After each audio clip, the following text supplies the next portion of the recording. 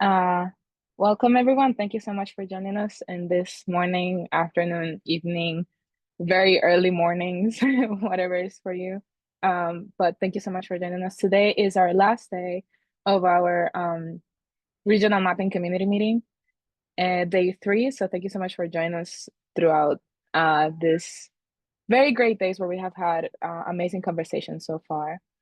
Um, a little bit of housekeeping. This is always just great to remember. We are recording this meeting, and we're gonna make it available later on. First through the usual Zoom recording, and then it's also gonna be permanently on our YouTube channel. So stay tuned for that. And as usual, just would appreciate that you keep your microphone muted during the presentations. And if there's any questions, feel free to use the chat. We're gonna make sure to look into that so that we can answer all of your concerns and doubts and whatever may come up. And this is what our day 3 is looking like. We have a lot of great speakers invited, and they have a lot of things to tell you guys about their updates and like initiatives that they have probably um, that they have taken off during this last year. So it's gonna be a really great, exciting day. And after that, we're gonna have a panel discussion with all of them. We have some questions prepared, but also like whatever questions you guys may have, we can also address those during that time. Just a little recap on day 2 yesterday. We were focusing on conversations with the crowdsourced bathymetry CB 2030 coordinators from some regional hydrographic commissions. We have Telmo Heraldes from the Instituto Hidrográfico in Portugal. We also had Hans from the Swedish Maritime Administration. And we also had Diego Billings with a special appearance from Matthew from the National Land Agency of Jamaica. And thanks to their presentations, we learned about the activities and the engagements that they have had within the regional hydrographic commissions during the past year. And among the presentations and the discussions, there was a strong desire within the community to improve collaboration and communication to advance ocean floor mapping at a regional level. So that was their presentations, and then we also had a panel discussion later. And a lot was said, a lot of amazing questions were asked, but if we had to summarize that discussion, well, 2 data types were at the center of it. First, crowd-sourced bathymetry was mentioned a lot. The community in general recognized that it can be a challenging type of data.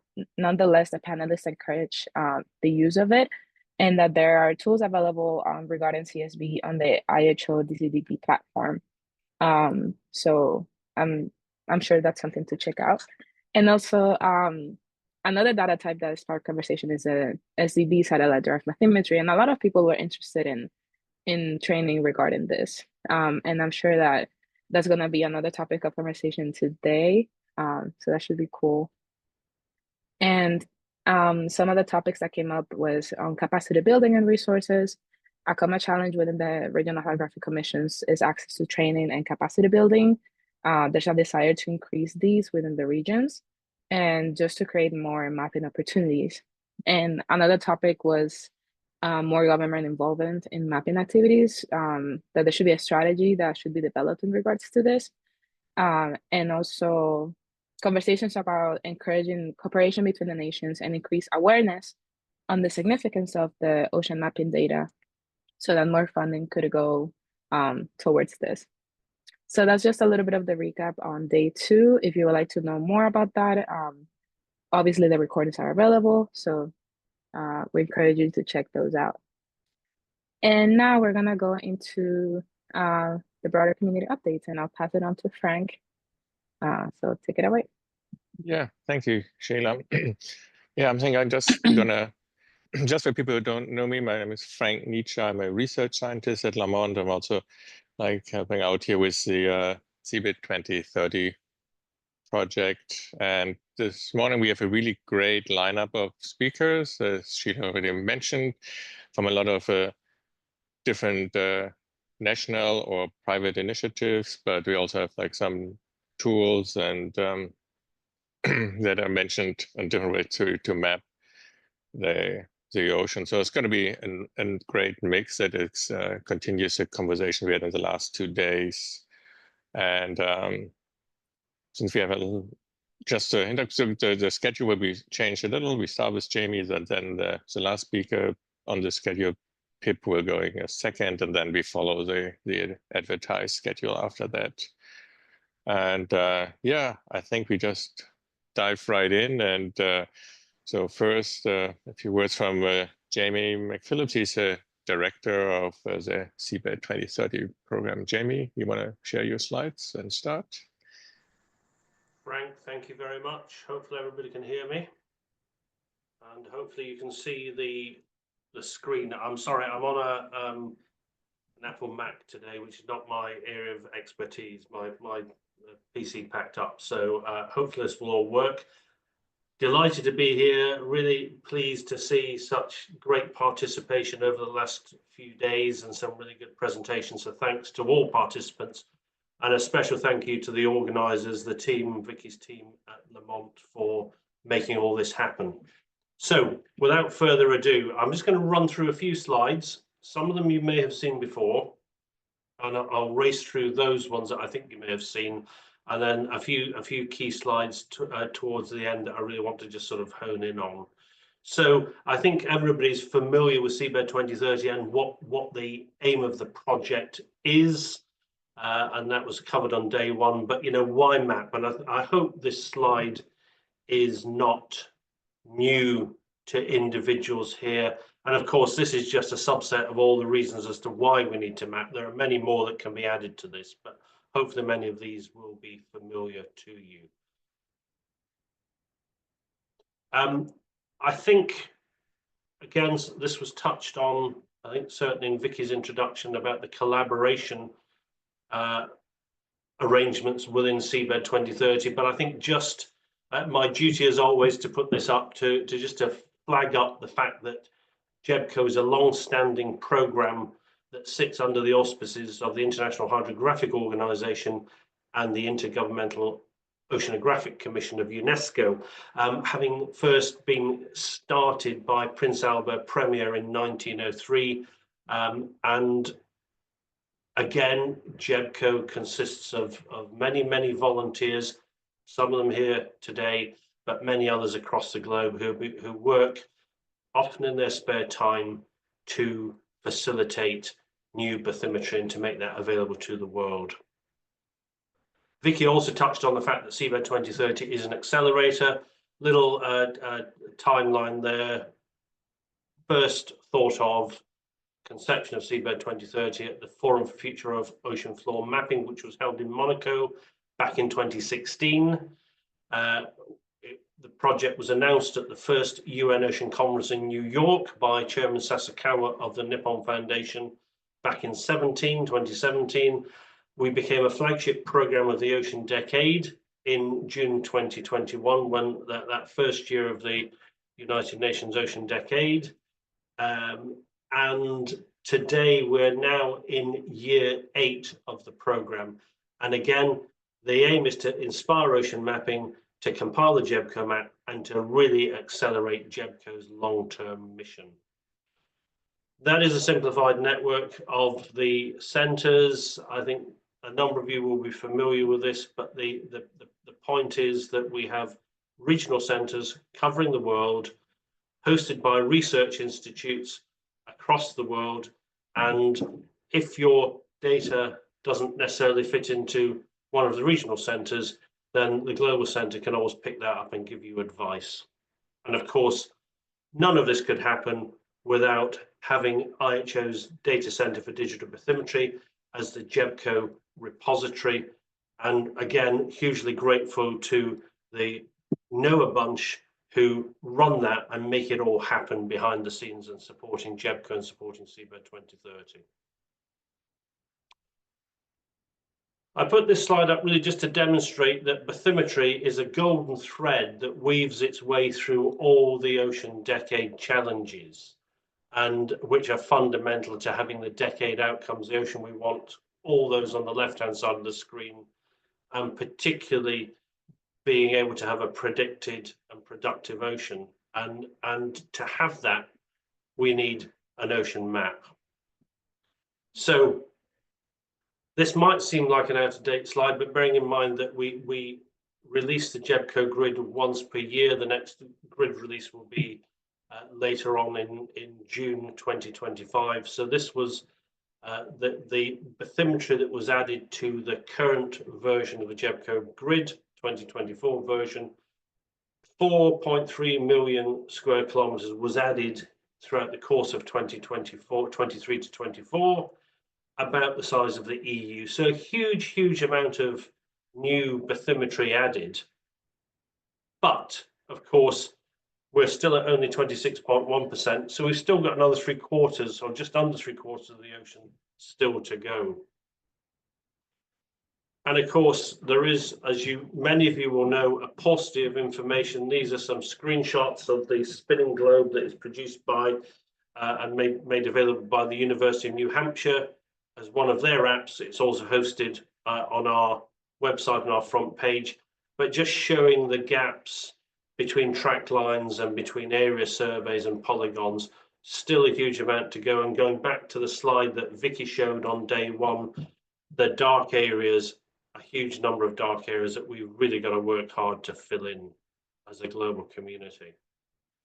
So I'm not going to talk any more about that because many of you have heard about the detail of that, how to submit data through DCDB, the data submission forms, and the rest of the team at Lamont are much more expert in that than I am. But I really just wanted to focus on a piece of work that we've been doing over the last few years to generate a benefits analysis and a compendium of seabed mapping use cases. Why have we done this? Well, we all know why it's important to map the ocean, but there are a number of individuals across governments around the world, in particular across commercial organizations, that perhaps don't quite realize or see the benefit in ocean mapping when you put that alongside other demands on budgets, other demands on science missions, and so on and so forth. So what we did was pull together a number of use cases, really based on research, interviews, and surveys that the NLA team, NLA is a company and an advisory company that have supported this work, and they've conducted research, interviews, and surveys over the course of a number of years to generate a compendium of use cases. We had enough resource to deliver 12. I'm sure many of you can think of more use cases that could be added to this, and of course there will be many more, but we focused on what we felt were the important 12 that will catch people's eyes. These are documents that extend to about 3 pages, occasionally 4 pages if they're particularly complex, but as you can see, lots of graphics in there, fewer words per page, and therefore a relatively easy read for a busy individual that might be in senior government positions or be a budget manager or a chief executive of an organization. A little bit more about what they look like. This one's a government policy. This is slightly longer, but it's designed to be there as a document that can be used to influence government policy makers. They're hosted on the Seabed 2030 website. They're there as a resource for anybody to use. Anybody can download them, circulate them, use them within their internal organizations, or use them externally if they're lobbying for more ocean mapping. So please use them. You dig deep into our website, type in use case in the search bar, and it should take you to the area where those exist as PDFs and fully downloadable. That's another one looking at small island developing states and coastal development. That's a bit of a lengthy one as well, but others are down to 3 pages. So that is really all I wanted to say, other than a huge thanks for everybody's work to make this meeting happen and all the work you are doing behind the scenes to support Seabed 2030 and to support GEBCO and to help us make it happen, because we cannot do it as a Seabed 2030 project alone. We need the volunteers of the global community, and my sincere thanks to you all for the work you've done and the work you're going to be doing in the future. So that's all I've got to say. Happy to take questions now or in the chat as directed by the organising team. Thanks very much. Yeah, thank you, Jamie. That was a great start, and also giving the discussion we had yesterday. I think there's going to be great interest in the resources and use cases that you presented. And I forgot to mention, so yeah, if you have any immediate questions, please put them on the chat, and then maybe speakers can also start answering that already. Otherwise, we have, after the break, we have the extended discussion session where, we can go through individual questions. Good. So next up is Pip Bricher. She's from the Geoscience Australia, and I think she's going to talk about all the great stuff they're doing on that side of the world. Absolutely. Thank you, Frank, and thank you everyone for making space for us, and particularly those who I have bumped slightly further down the list.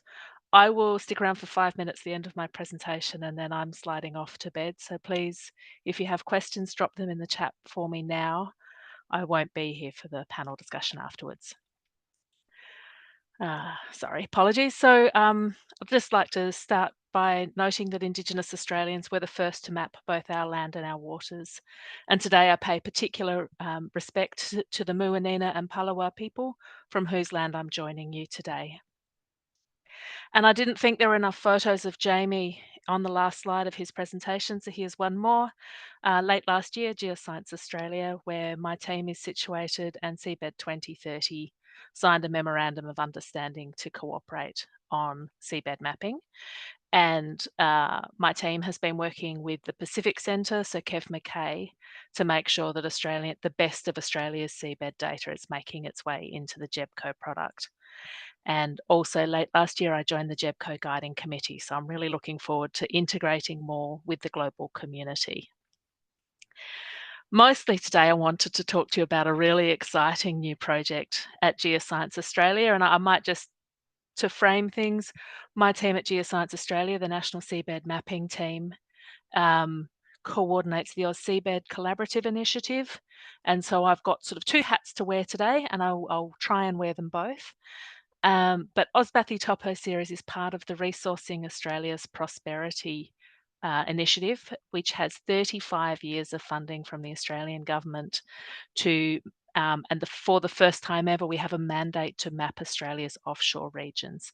We're doing that for the purposes of identifying opportunities for offshore renewable energy, for geological storage of hydrogen, and for carbon capture and storage. Those are the primary reasons. But as everybody in this room knows, there are many, many more uses for having systematic seabed maps available to us. Unfortunately, it's not money for new data collection, but it is consistent funding that allows us to take all of the legacy data, some of which has never been processed, data being collected by partners, and start compiling them into systematic 30 and 100 metre resolution regional grids, as well as maintaining the 250 metre national grid as well. I think it's important to highlight that what we're doing is slightly different to the GEBCO approach. We are focusing on morphological integrity rather than emphasizing individual soundings. So we're looking to remove artifacts between adjacent surveys to produce a seamless bathymetry and topographic surface that helps us really understand what's happening in the coastal zone. And this is something that becomes possible because of all the hard work of the AusSeabed community over the years. So there's some really key things that are going on here. We have some better coastline definition, largely because of improvements in Earth observation science. So we're really understanding that transition between land and sea. Once we take a topographic layer, we are then Z-shifting or adjusting the vertical datum on the bathymetry data to make sure we don't have that funny step change in the coastal zone. And this is building off work that's actually been happening in a small way in Australia for a long time, particularly through Geoscience Australia. So bottom right there is the 2024 version of the 250 metre grid that Rob Beeman has been compiling over many years for us. And to the left there, you can see some 30 and 100 metre regional grids that he has been producing for Geoscience Australia over the years. But now my team is taking on the task of learning Rob's process, and we will be filling in all of those very large gaps and making sure that we continue to upgrade and improve the existing grids as new data becomes available. Once we have the bathymetry, our sister team in marine and coastal geoscience can start doing some geomorphological classification and interpretation. So we get the shape of the seafloor, we get information about its structure from backscatter or sediment samples or subsurface imagery, from which we've got information about the stability and the suitability of any given region for particular kinds of uses, the sorts of things that Jamie has just been talking about. So I'm really excited to see how this develops over the next 35 years. And Australia's never had anything like this kind of certainty of funding for non-navigational, broad purpose seabed mapping. Watch this space. We've had the money, we've known about the money now for 6 months, and we are just getting started. We've also been asked to provide to the Australian government a rigorous, systematic assessment of our progress in getting Australia's seabed mapped. This is a slightly different method to the way GEBCO does things as well. The Australian seabed mapping community asked us to come up with a metadata-based method that says adequately mapped to 30-metre resolution in shallow water, 100-metre resolution in deep water, show us the sampling techniques and the recency of data that is likely to be able to achieve reliable maps at those resolutions. We did that work this year, and we are just over a third of the way there. And if you'd like to sort of see the details of how we've done that, please follow the QR code on your screens now. We will be updating this every year, and the aim is to move it onto a web-based, constantly ticking over interface to show you how that's going. The other thing is that this is one way to measure things. This is clipped to Australia's marine jurisdiction. There is all of our overlapping data sets have been dissolved, so there's no duplication. If you look at the total holdings in the AusSeabed Marine Data Portal, we're looking more like slightly more than Australia's entire marine jurisdiction in data, about 4% of the world's oceans. Both of those are really important things to be able to measure. Where you've got duplicate data, you can measure change over time. That data in international waters around Australia, very difficult to get anywhere else. So they answer two slightly different questions. Our team are also this year going to be working on really structuring how the whole Australian community, seabed community, works in coming years to fill in the other 65%, 64.8% of Australia's waters. So we know about the existing coverage. We're starting to think about quality metrics. Under the Resourcing Australia's Prosperity process, we can process some of the legacy data, and there's an eye-watering amount of data that's been collected over the years without anybody funded to process and make that data usable. So we're starting to work on that.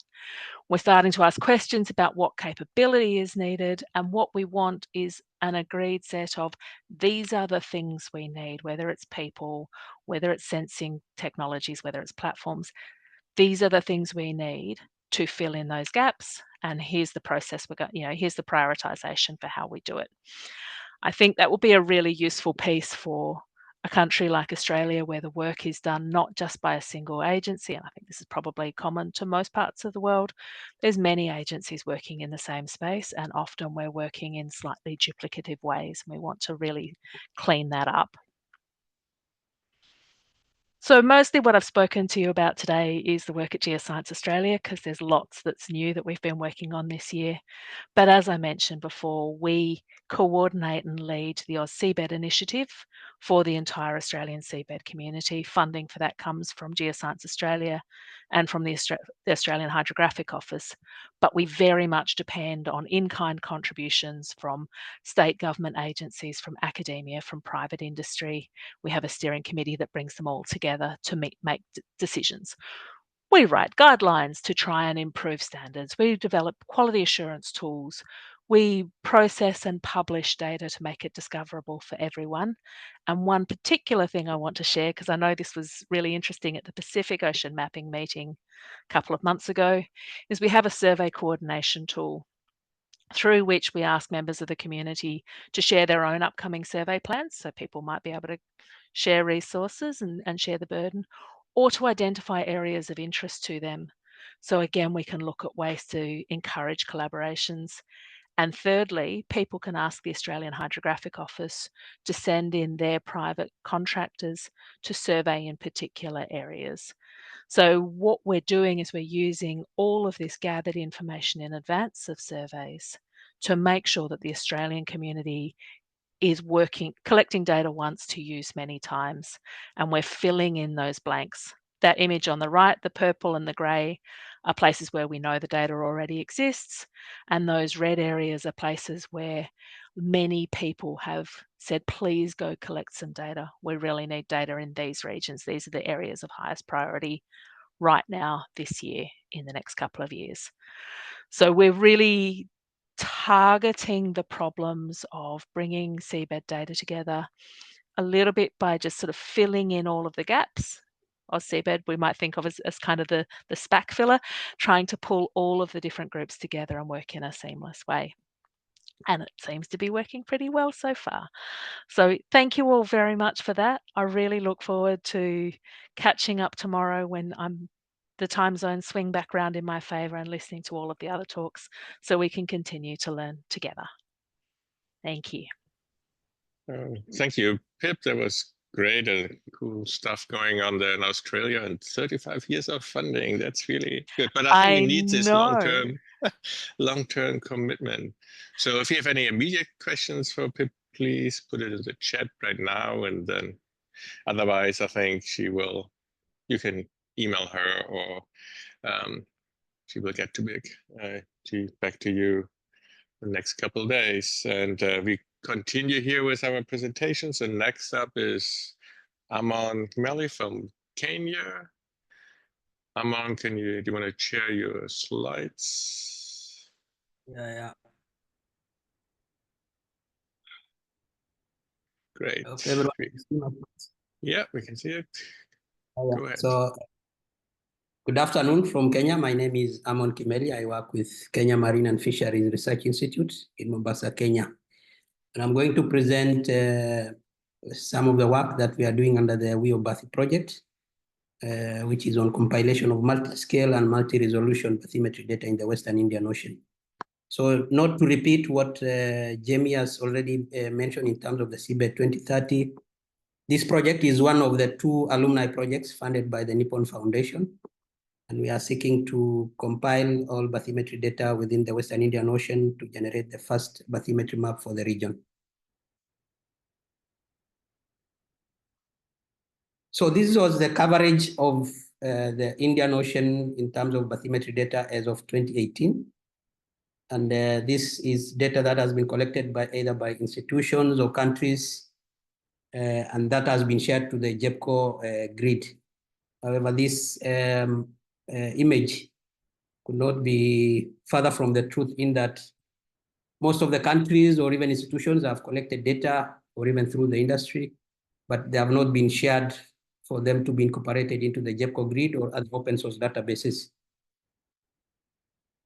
And this project is part of the Seabed 2030, which emanated from the Forum for Future Ocean Mapping, which Jamie mentioned that happened in Monaco in 2016. And when this project, the global project, the Seabed 2030 started, more data were incorporated into the JEPCO grid. And as of 2022, you can see the coverage in terms of the Western Indian Ocean compared to what was there in 2018. And so this project, being one of the alumni projects, is working closely with Seabed 2030 Regional Center for Atlantic and Indian Ocean. And we are seeking to compile data for this area of interest within the Western Indian Ocean. So it comprises of countries including Somalia, Kenya, Tanzania, Mozambique, part of South Africa, and the island states, Comoros, Madagascar, Seychelles, Mauritius, and the other territories, including La Reunion and Mayotte.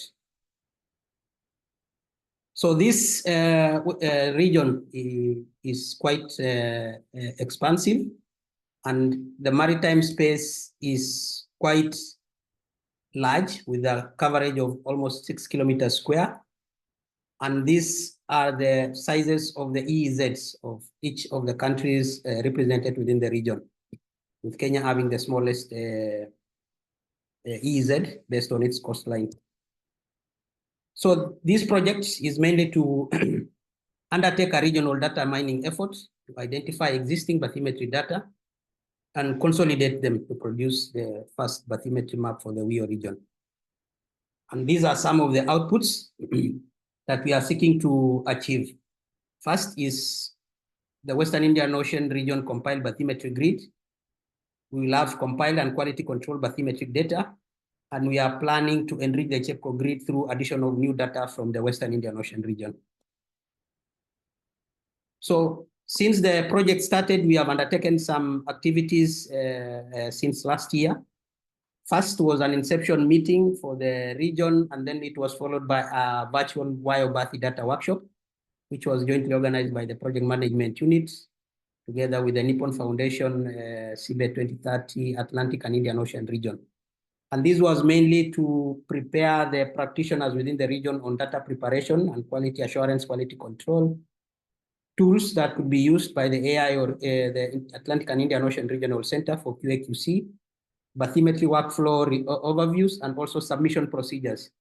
As we had yesterday, some of the procedures that we see in other repositories can be very daunting in terms of it could be a deterrent to people sharing data. So we found it good that we do a training on some of the submission procedures to alleviate some of those fears within the region.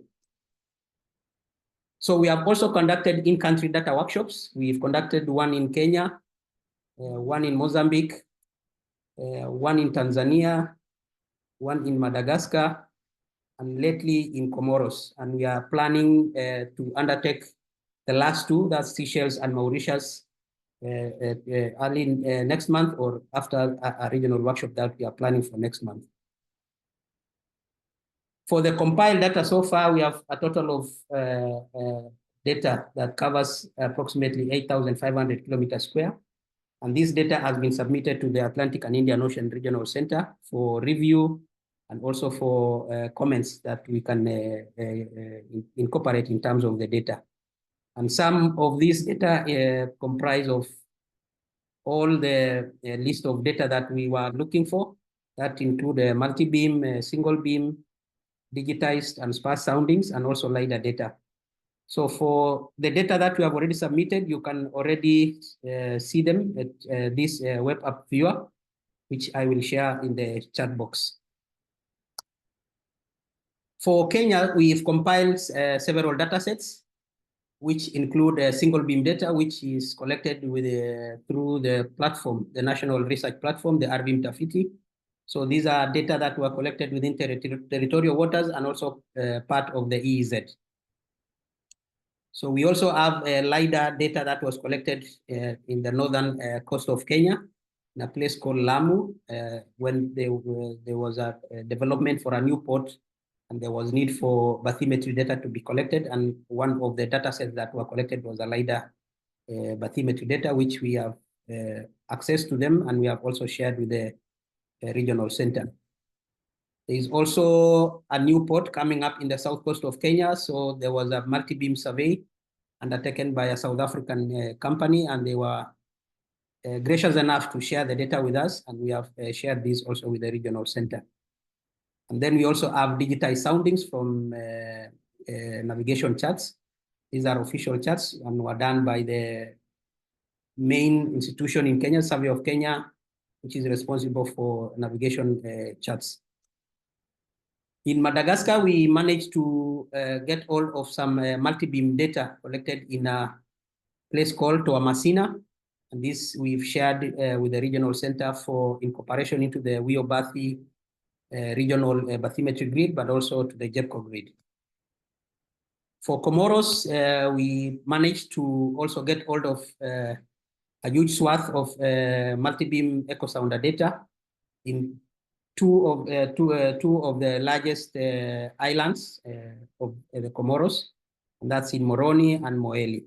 So this data we have also submitted for review, and it will form part of the regional bathymetry grid, and also be incorporated into the JEPCO grid in upcoming versions.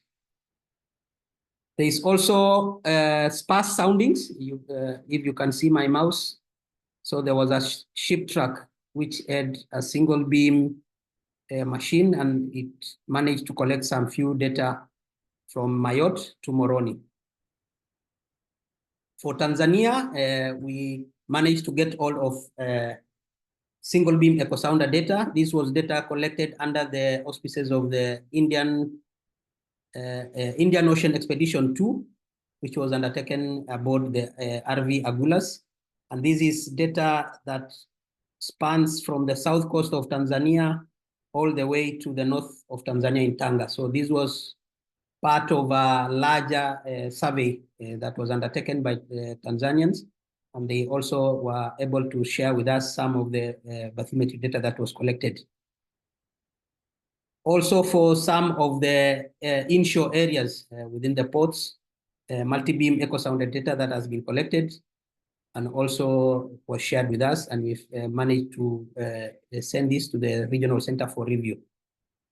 We also managed to, through correspondence with the Tanzanians, that they have a full suite of Raison CBAT multi-beam system, but they are still seeking collaborations for a vessel so that they can fix it and undertake some few multi-beam surveys. For Mozambique, from the previous map I shared, they have already shared most of their data from the oil and gas industry with the JEPCO, for the JEPCO grid. And now they are doing small multi-beam echo sounder surveys in the inshore areas. And we managed to get all of this data and share those also to the Regional Center for review and possible potential incorporation into the JEPCO grid. So these are some of the inshore areas with the data. And also, we identified some few challenges when we were undertaking this exercise, especially through the in-country workshops. One of the main challenges was the legal issues. That's to do with national data privacy and sharing of data laws. People are willing to share the data, but the laws that are in place are quite restrictive. Therefore, there is that reluctance in terms of sharing of the data, and also sharing them for open source use with open data repositories.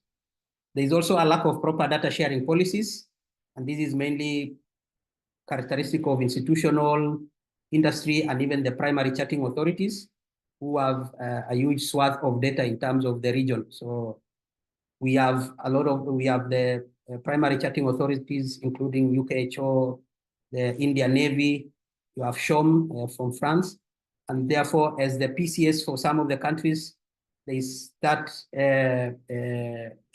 sharing policy that we have to seek concurrence with the PCS, but also with the countries, individual countries, for the purpose of sharing the data that are in their possession. But also for the data with the PCS, the issue of copyright and proprietary issues. So if you would want to digitize, let's say, a navigation chart from the UKHO, then issues to do with copyright and proprietary issues come in. And then there is also the reluctance of sharing the data, mainly because of national security. And that is born of issues to do with maritime disputes and claims of individual countries and even neighboring countries. So going forward, we are continuing with data mining and seeking collaborations and partnerships. For example, in April 2025, this year, we have secured a slot with the Dr. Fridtjof Nansen vessel from Norway. They will be surveying in East Africa, and we were able to manage to put in a request for us to also collect bathymetry data. So this is being considered at the moment, and we are very hopeful that this will happen. So it will be doing surveys from South Africa all the way to Kenya.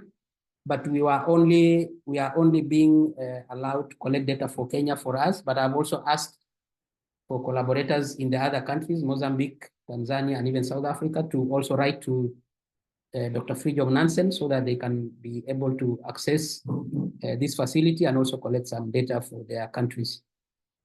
We are also trying to seek further training for the regional ocean mapping community to assist them in understanding some of the ways in data collection, processing, and visualization.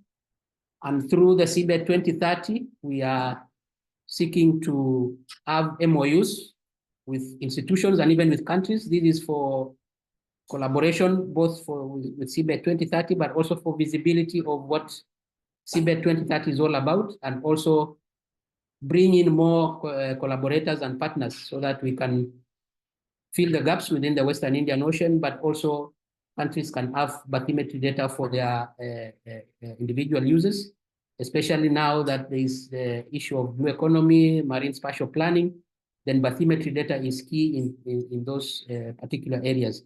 And therefore, we are seeking these MOUs with institutions within the region so that we can illuminate the work of seabed 2030, but also create that impulse within the region and even governments to contribute towards this great endeavor. So maybe to mention is that we are having our project regional workshop this February from the 24th to 26th in Mombasa, Kenya. So you are all welcome to this regional workshop where we'll be now compiling the individual country data sets into the first draft of the Western Indian Ocean bathymetric grid. So thank you very much, and I would welcome any questions and comments based on the presentation. Thank you very much.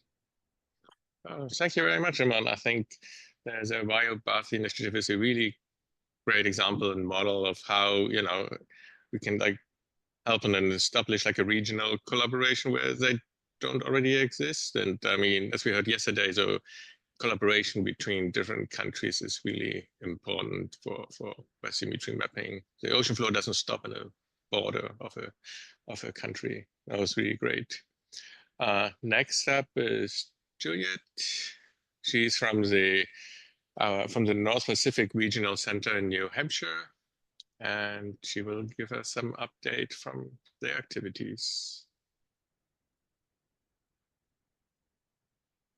To share. Yep.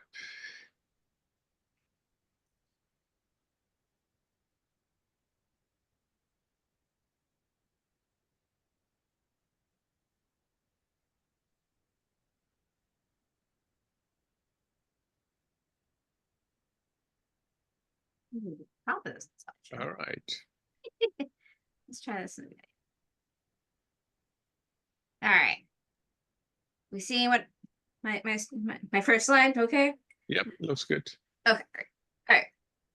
So as Frank just said, I'm from the North Pacific Regional Center, and I'll be giving you guys a brief update on what's been going on here. I'm gonna spend about half the time on the gap filler, so I was asked to give more of an update on that. So, and as you can see, there are quite a few people here working on putting data into the grid, as well as sort of more focused on some of our other tools rather than the data processing itself. So we've got the VisLab here. It's been working on gap filler.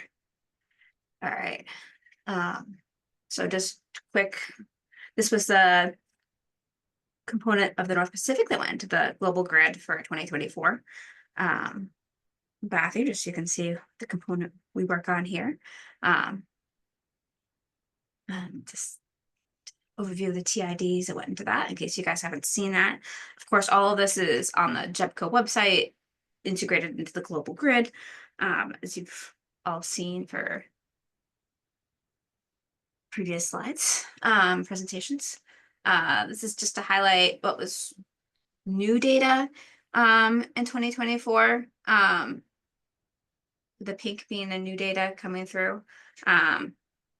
There is a little bit more data. It's harder to see because of different composite grids. This didn't show up in this comparison, so I'm going to highlight that next.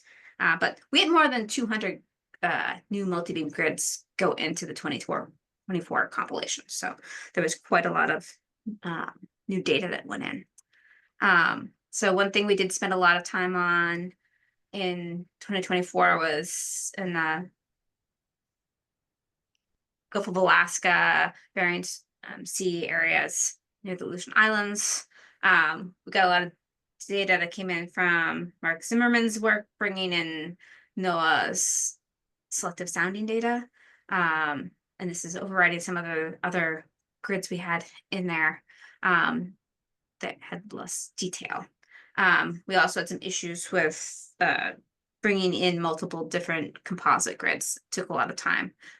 There were some places where the SMRT compilation based on the satellite gravity data had almost a kilometer difference between observed data and places. So we had to spend a lot of time to try to make that look a little prettier. And then we got a lot of data coming from the Northwest Hawaiian Islands that we didn't have before. Total coverage wasn't huge, but there were areas that had satellite direct bathymetry, and we also brought in new data thanks to John Smith at the University of Hawaii that had more detail in terms of source type, technique and sounding. So there was a lot of multi-beam that our previous grids we'd gotten from them didn't detail the type of data. So that was an important improvement we had. And since we had all this great data here and all this work that's already been done there, we chose to focus our multi-resolution testing in this region. And so we also spent a lot more time after we submitted this reviewing data in this region, and hopefully for 2025, we'll be able to get a lot of those edits in. So it's kind of highlights for stuff for last year's, the existing grid. And we are working on quite a few new data sets for the new grid for this year. And we've got a lot of existing partners that, of course, will be bringing data in. We've been busy processing more data out of NCEI, both recent data as well as we're going to try and go back to some older data as well. It's more love and care to get it into the grid. And I think the other data centers have also been getting data from the Greenwater Foundation. T. Carter has been processing through the Greenwater Foundation a lot of satellite direct bathymetry. So we're really excited about that. And sort of a teaser of what's to come next year, this coming year, I should say. All right, so I'm going to switch over to the bathy globe gap filler, since this is a more broader community tool. So there are two versions of the bathy globe gap filler. I'm going to call it gap filler from now on because that's like a big mouthful. But you'll frequently hear in other talks, let's say bathy globe gap filler. So there's a bathy globe tool that is just kind of a 3D visualization of a spinning Earth. And then out of that project, this gap filler got built on top. So the gap filler is a route planning for trying to, as the name implies, collect data where no data exists.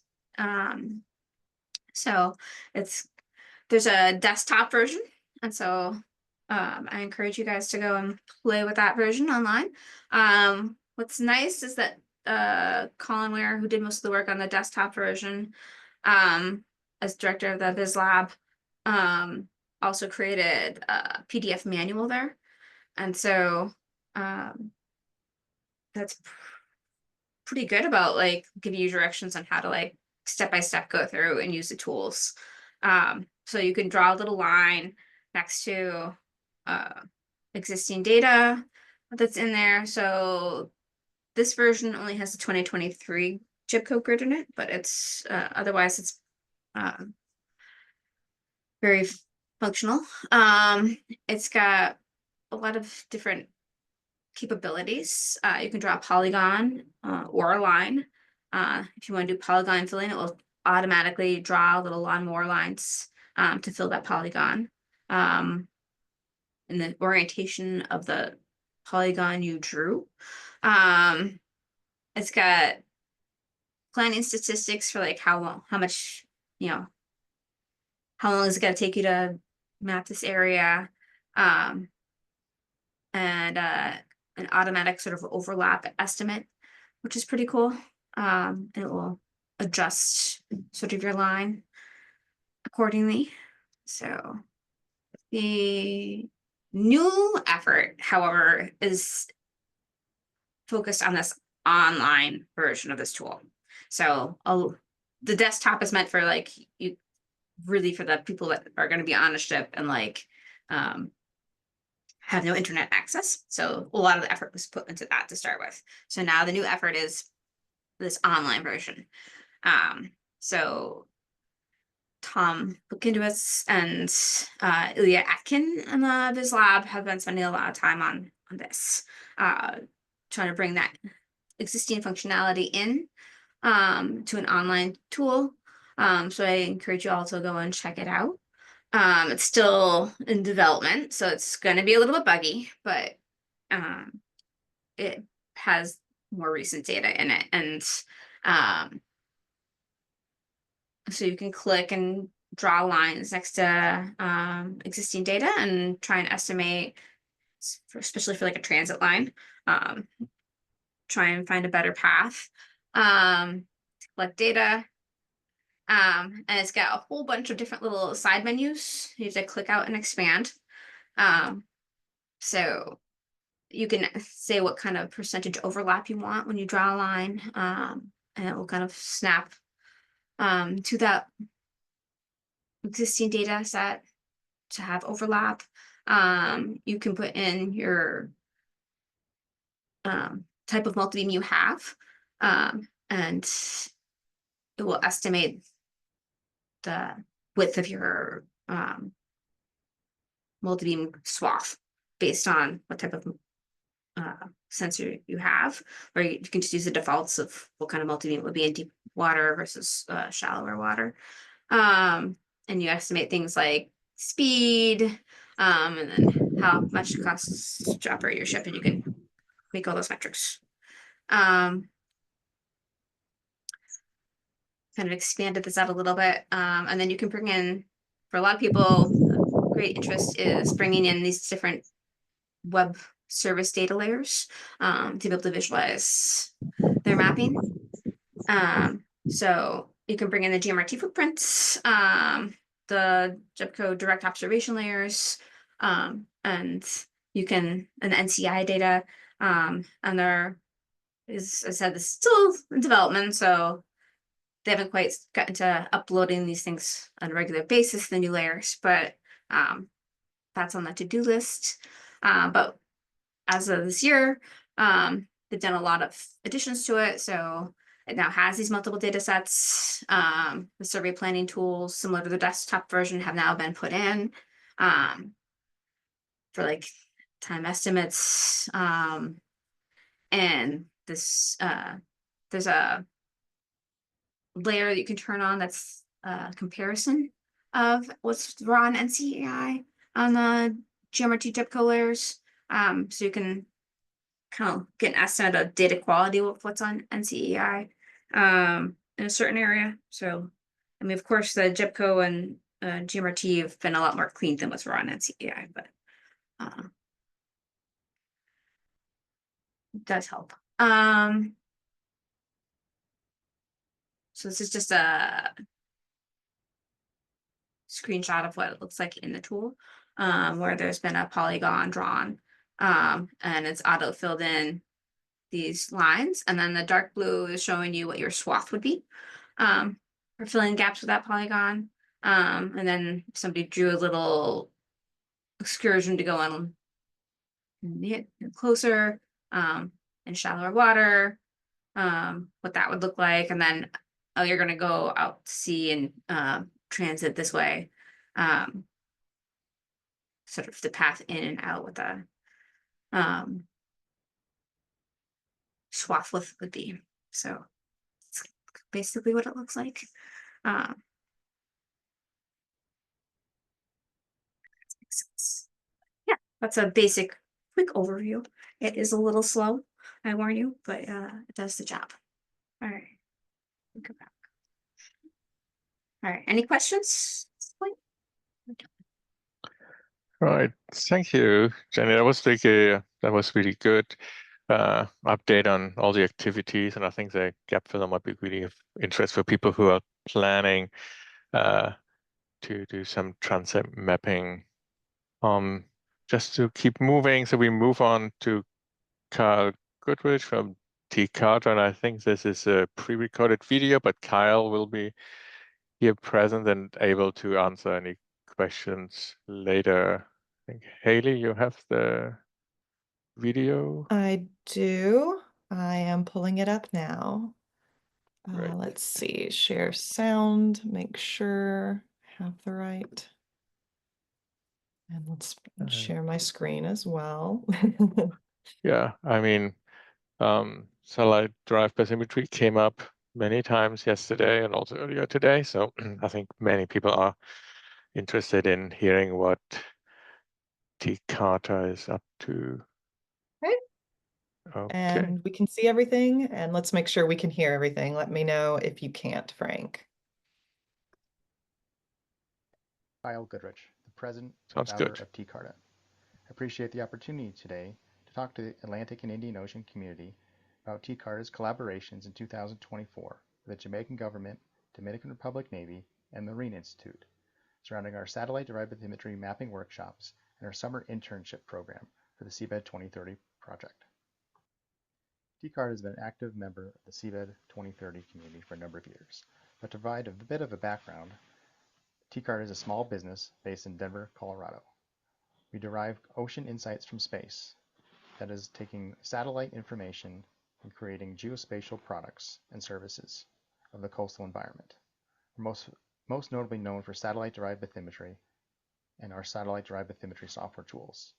We've been the awardee of several small business innovation research grants from the United States government from agencies such as NOAA and National Science Foundation that have helped us develop our technologies. However, we've also recognized there's a growing interest within the hydrographic community, both within the academic as well as professional communities, to learn and understand satellite-derived bathymetry technologies. And that has really helped us develop our satellite-derived bathymetry workshops and training programs. And that's what I'm going to speak about today.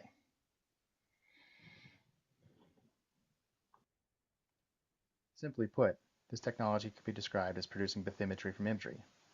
This is an exciting technology and technique that is quite useful for both coastal mapping as well as for the Seabed 2030 project. It's an efficient method for mapping large areas of the coastline without deploying people or equipment to the location. It can leverage freely available satellite imagery and produce coastal bathymetry out to 0 to 20 meter depths.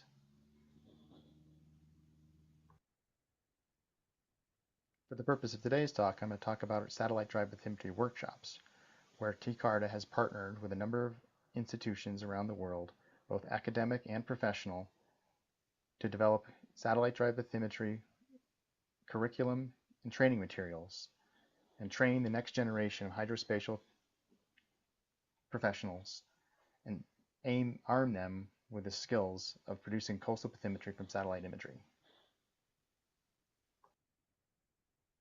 One of our longtime collaborators, the National Land Agency of Jamaica, worked with TCarta in February of 2024 in a satellite-derived bathymetry workshop supported by the Seabed 2030 project. 3 TCarta staff arrived at the Kingston, Jamaica office of the National Land Agency and worked with 5 staff from the National Land Agency, including 2 hydrographers, 2 remote sensing experts, and 1 cartographer, for a 1-week-long workshop of producing satellite-derived bathymetry in the coastal waters of Jamaica. Over the course of the week, the team collaborated to map the coastal area of Jamaica. The TCarta subject matter experts provided instruction on the basics of satellite-derived bathymetry, the underlying science and processes, including imagery selection, satellite-derived bathymetry algorithms, data cleaning, and quality assurance. Additional content around applications of satellite drive bathymetry and integration of the National Land Agency's techniques was also part of the training. As you can see, it's a lot of walking around the room, looking over the shoulder, comparing results, and that. It's a trade craft, and it's a very collaborative environment in these workshops. The team not only mapped the entire coastal area of Jamaica, but also leveraged the unique capabilities of satellite-derived bathymetry to map remote locations without mobilization of people or equipment to the location. The remote Pedro Bank, Morant Keys, and Formigas banks were surveyed by the team over a course of a few days, providing valuable information for these vital fishing grounds and areas within Jamaican economic exclusive zones, which had not been surveyed in 50 to 75 years. Overall, within a week's time, the team mapped 13,500 square kilometers of coastal and remote areas within the Jamaican government. This is data that was mapped by Jamaicans within Jamaica and for Jamaica. This data set was not only contributed to Seabed 2030 by the National Land Agency, but it also now become a valuable piece of geospatial information for the coastal environment from not just the National Land Agency, but other government agencies.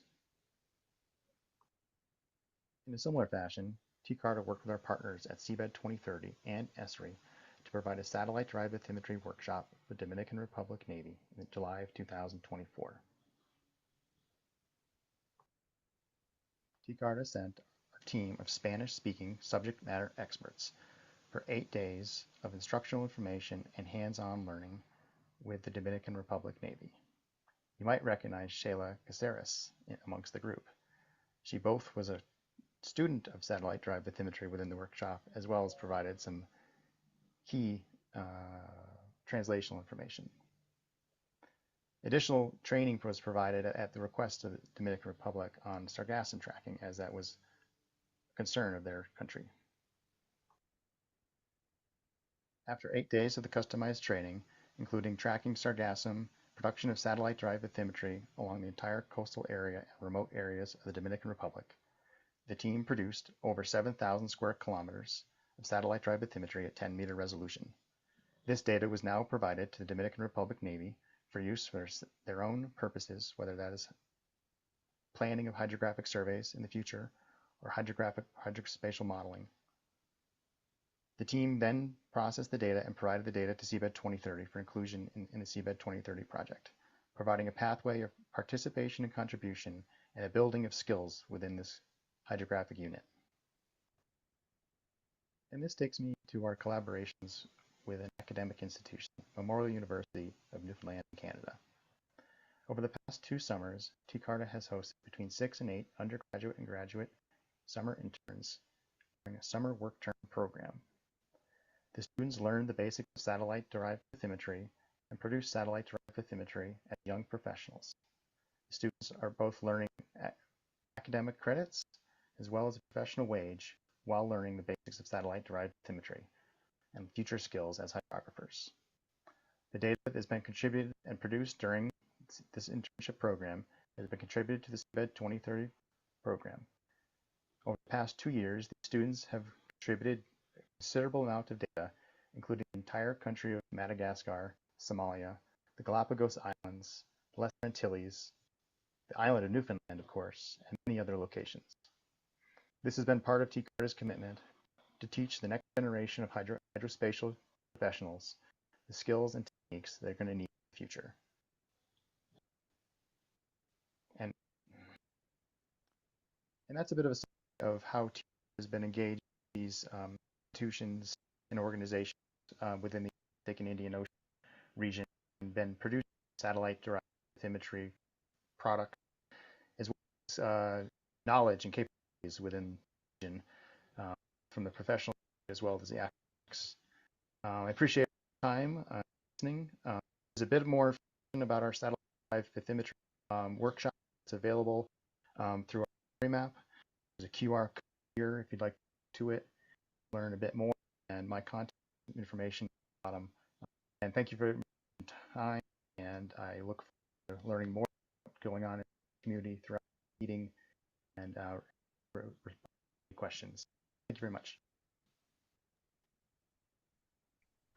All right, thanks. And as I mentioned earlier, so the really cool stuff in the satellite drive proximity, and TCAD really producing a lot of data that helps CBIT 2030. And Kyle is around to ask any questions. I'm sure later in the discussion this will come up more. And just to keep moving, so we switch on to Erin Heffron from OceanX next. Hey, good morning. All right, you ready for me to share? Yep, go All ahead. right.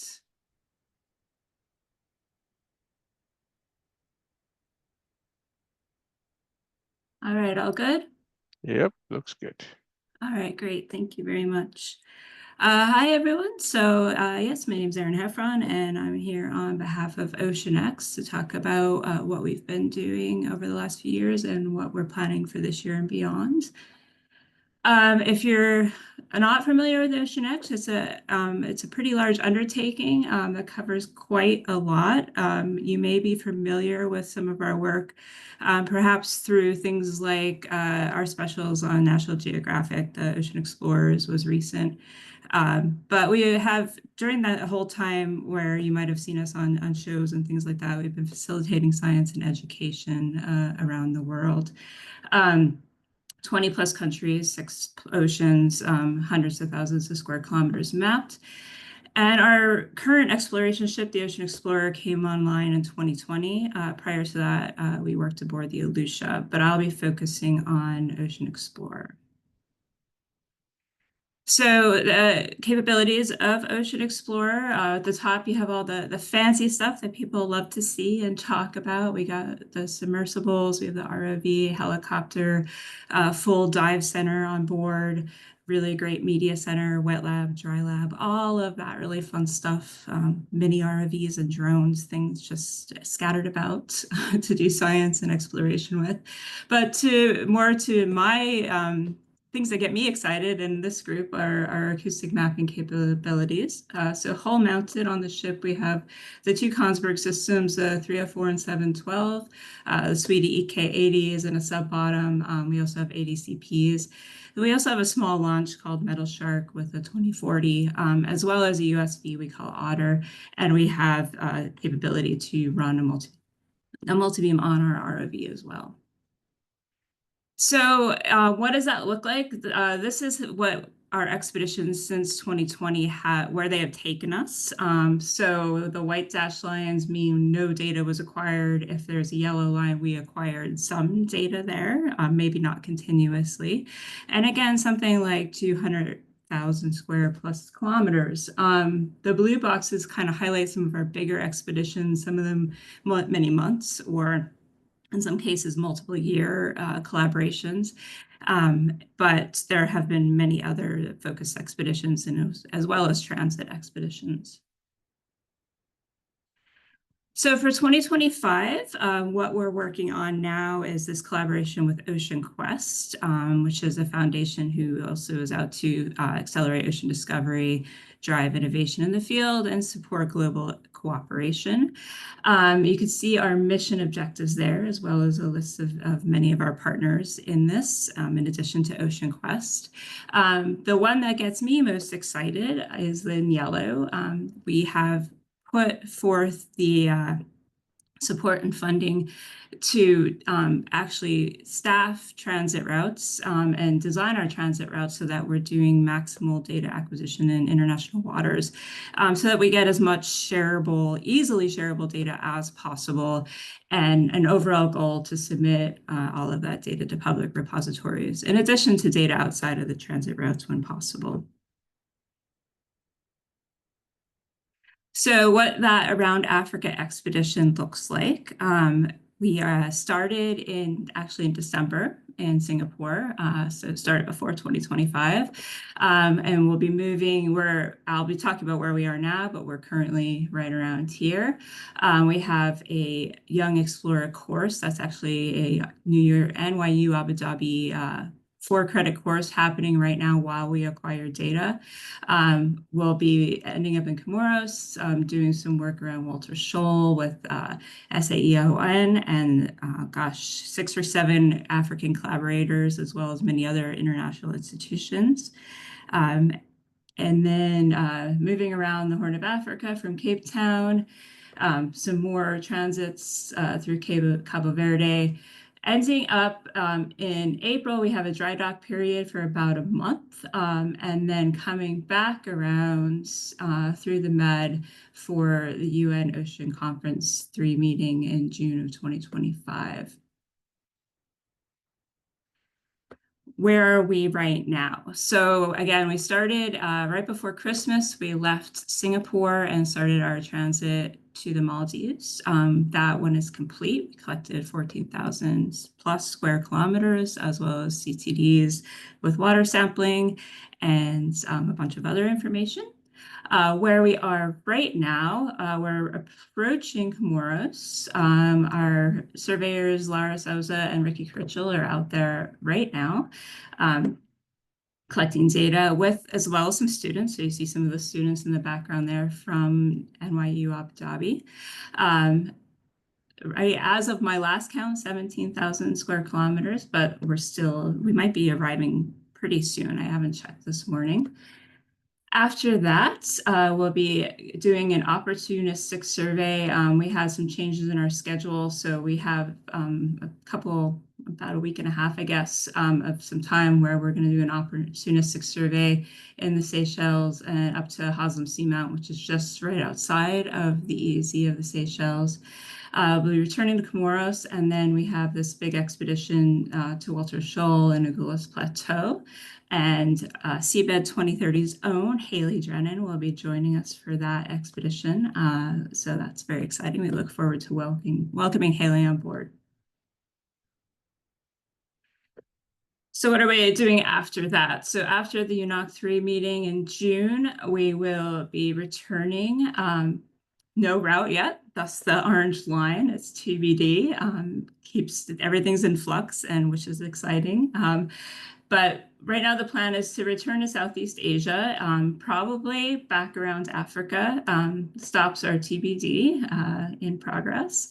And anyway, back to Southeast Asia. And from there, what we'll be doing is initiating our 5-year research programs with Malaysia and the Philippines. So big plans with those 2 countries where we're going to be helping them focus on fulfilling their regional 30 by 30 conservation objectives and supporting blue economy objectives. Specifically, those around fisheries, biodiversity mapping, coastal management, and MPA development. Okay, great. So we've done all that data. We've acquired all that data since 2020. We're acquiring a bunch more data. So the yellow line is where I anticipate we'll be collecting some data. I didn't specifically mention it, but very important to mention for each of those transits, we do sit and very carefully check what data already exists and make every effort possible to be filling in gaps whenever possible. So we're taking that quite seriously. What are we doing with all this data? So as stated in our objectives for 2025, one of the primary objectives is to get this data to public repositories. So we right now have, and this is kind of my primary role in addition to helping acquire data on the ship as the mapping coordinator and geospatial coordinator, I'm trying to facilitate, working to facilitate to get this information into archives. So we have in progress our data sharing agreement with NOAA and CEI. We also already have an agreement with GMRT. From my work with other groups and projects, I have found this the fastest way to get data into people's hands that's immediately usable and accessible. So with the GMRT collaboration, we are going to be providing them, and have provided a couple transits so far, but not the vast majority of our data. We will be providing them process data, so we're putting the extra effort into processing it, to creating the tiles that are their native format, and also providing the processed GSF or generic sensor raster format files to facilitate integration into the GMRT synthesis and make it as quick as possible, get it to people in as many different ways that are usable as possible. And then GMRT will then be our pipeline to CBED 2030 and JEPCO, so the data will get pushed there as well. While we wait for me to do all that, and the people who are going to help me, in the meantime, if you know there's a specific area that you might be interested in getting data for, you are still welcome to email us and we will try to facilitate that request. It will depend on the location and whether we're allowed to share it or not. As far as the data that we've acquired so far and we plan to acquire, there are some locations where we don't anticipate being able to submit the data directly ourselves. So for example, the ones that we know are the Red Sea, Indonesia, and some of the data in Norway. So this is a continuing discussion with collaborators. It's part of our discussion going into a partnership. And we continue trying to work with everyone we collaborate with to make their data available. And there are inroads being made there. So not saying this data will never be submitted or made available to the public. It just may not be directly through us.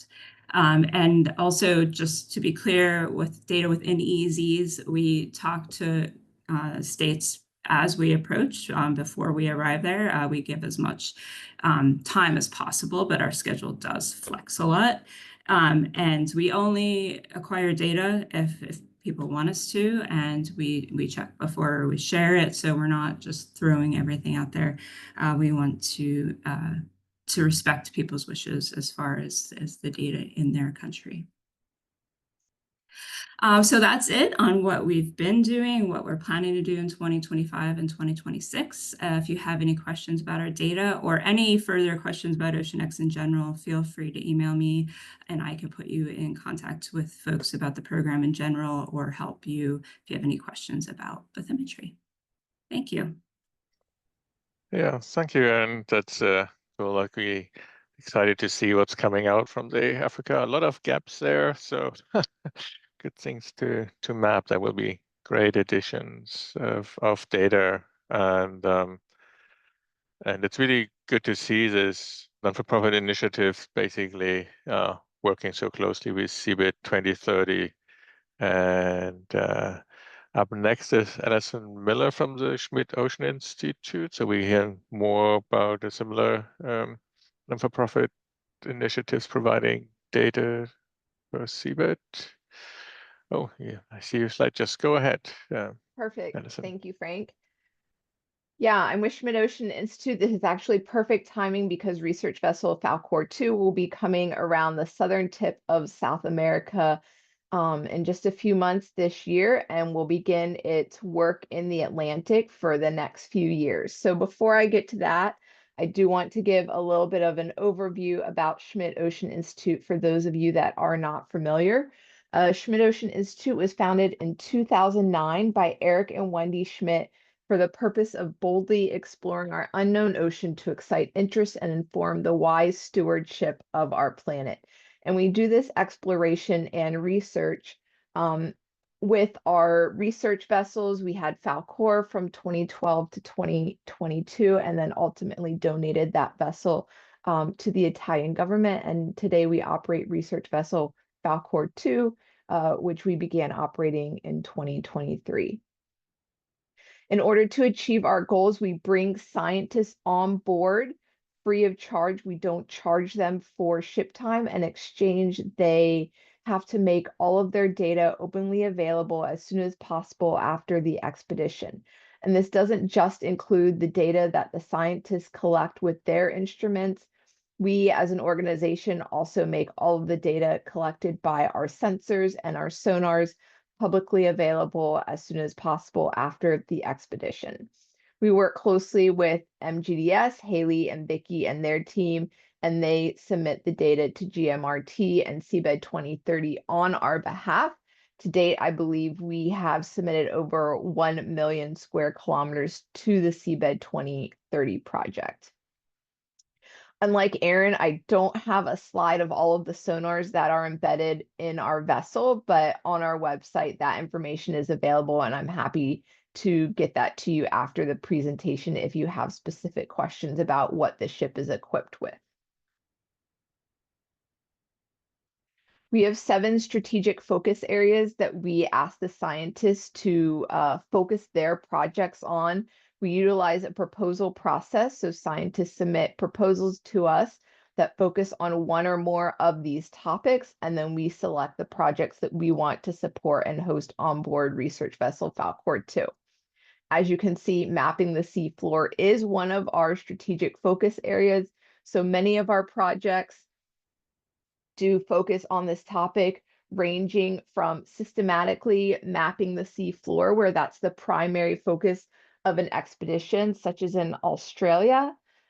We've had projects that have put more advanced technology to get super high resolution seafloor mapping collected by our ROV, such as what we did in the Galapagos. And then recently, we've also focused on mapping just a specific area where we then send the ROV down to focus on studying the biology or geology of the region. But a map is very important before we send the ROV down, as I know everyone on this call knows. Now to get to the exciting part of this presentation, for those of you that are interested in where the ship is going, Schmidt Ocean Institute has already mapped out where we will be operating until 2033. So these boxes are a rough outline of our operating areas for the next approximately 10 years. As I mentioned, we will be rounding the tip of South America in just a few months, and then we'll be focusing our work in 2025 off the coast of Argentina and Uruguay. Those projects have already been selected, and I won't go through all of them specifically due to time here, but they are on our website, which is www.schmidtocean.org. And you can see an outline of those projects we'll be focused on for 2025. We'll then sail further north in the Atlantic for 2026, and then crossing over the equator and working off the coast of Africa in 2027, 28, 29, and then the Indian Ocean in 29 and 30. Just to focus a little bit more on the map I just showed you, and that's also on our website, so you don't need to take screenshots of it, and this presentation will be shared. As I mentioned, in 2025, we have one expedition in the South Sandwich Islands, and then we'll be working off the coast of Argentina and Uruguay. For 2026, a little bit more north in the Atlantic Ocean, we have already invited proposals for that region, and we will be making our selections later this year and announcing those projects that have been selected to take place within that box in probably the fall of this year. For 2027, we now have an open call for expressions of interest.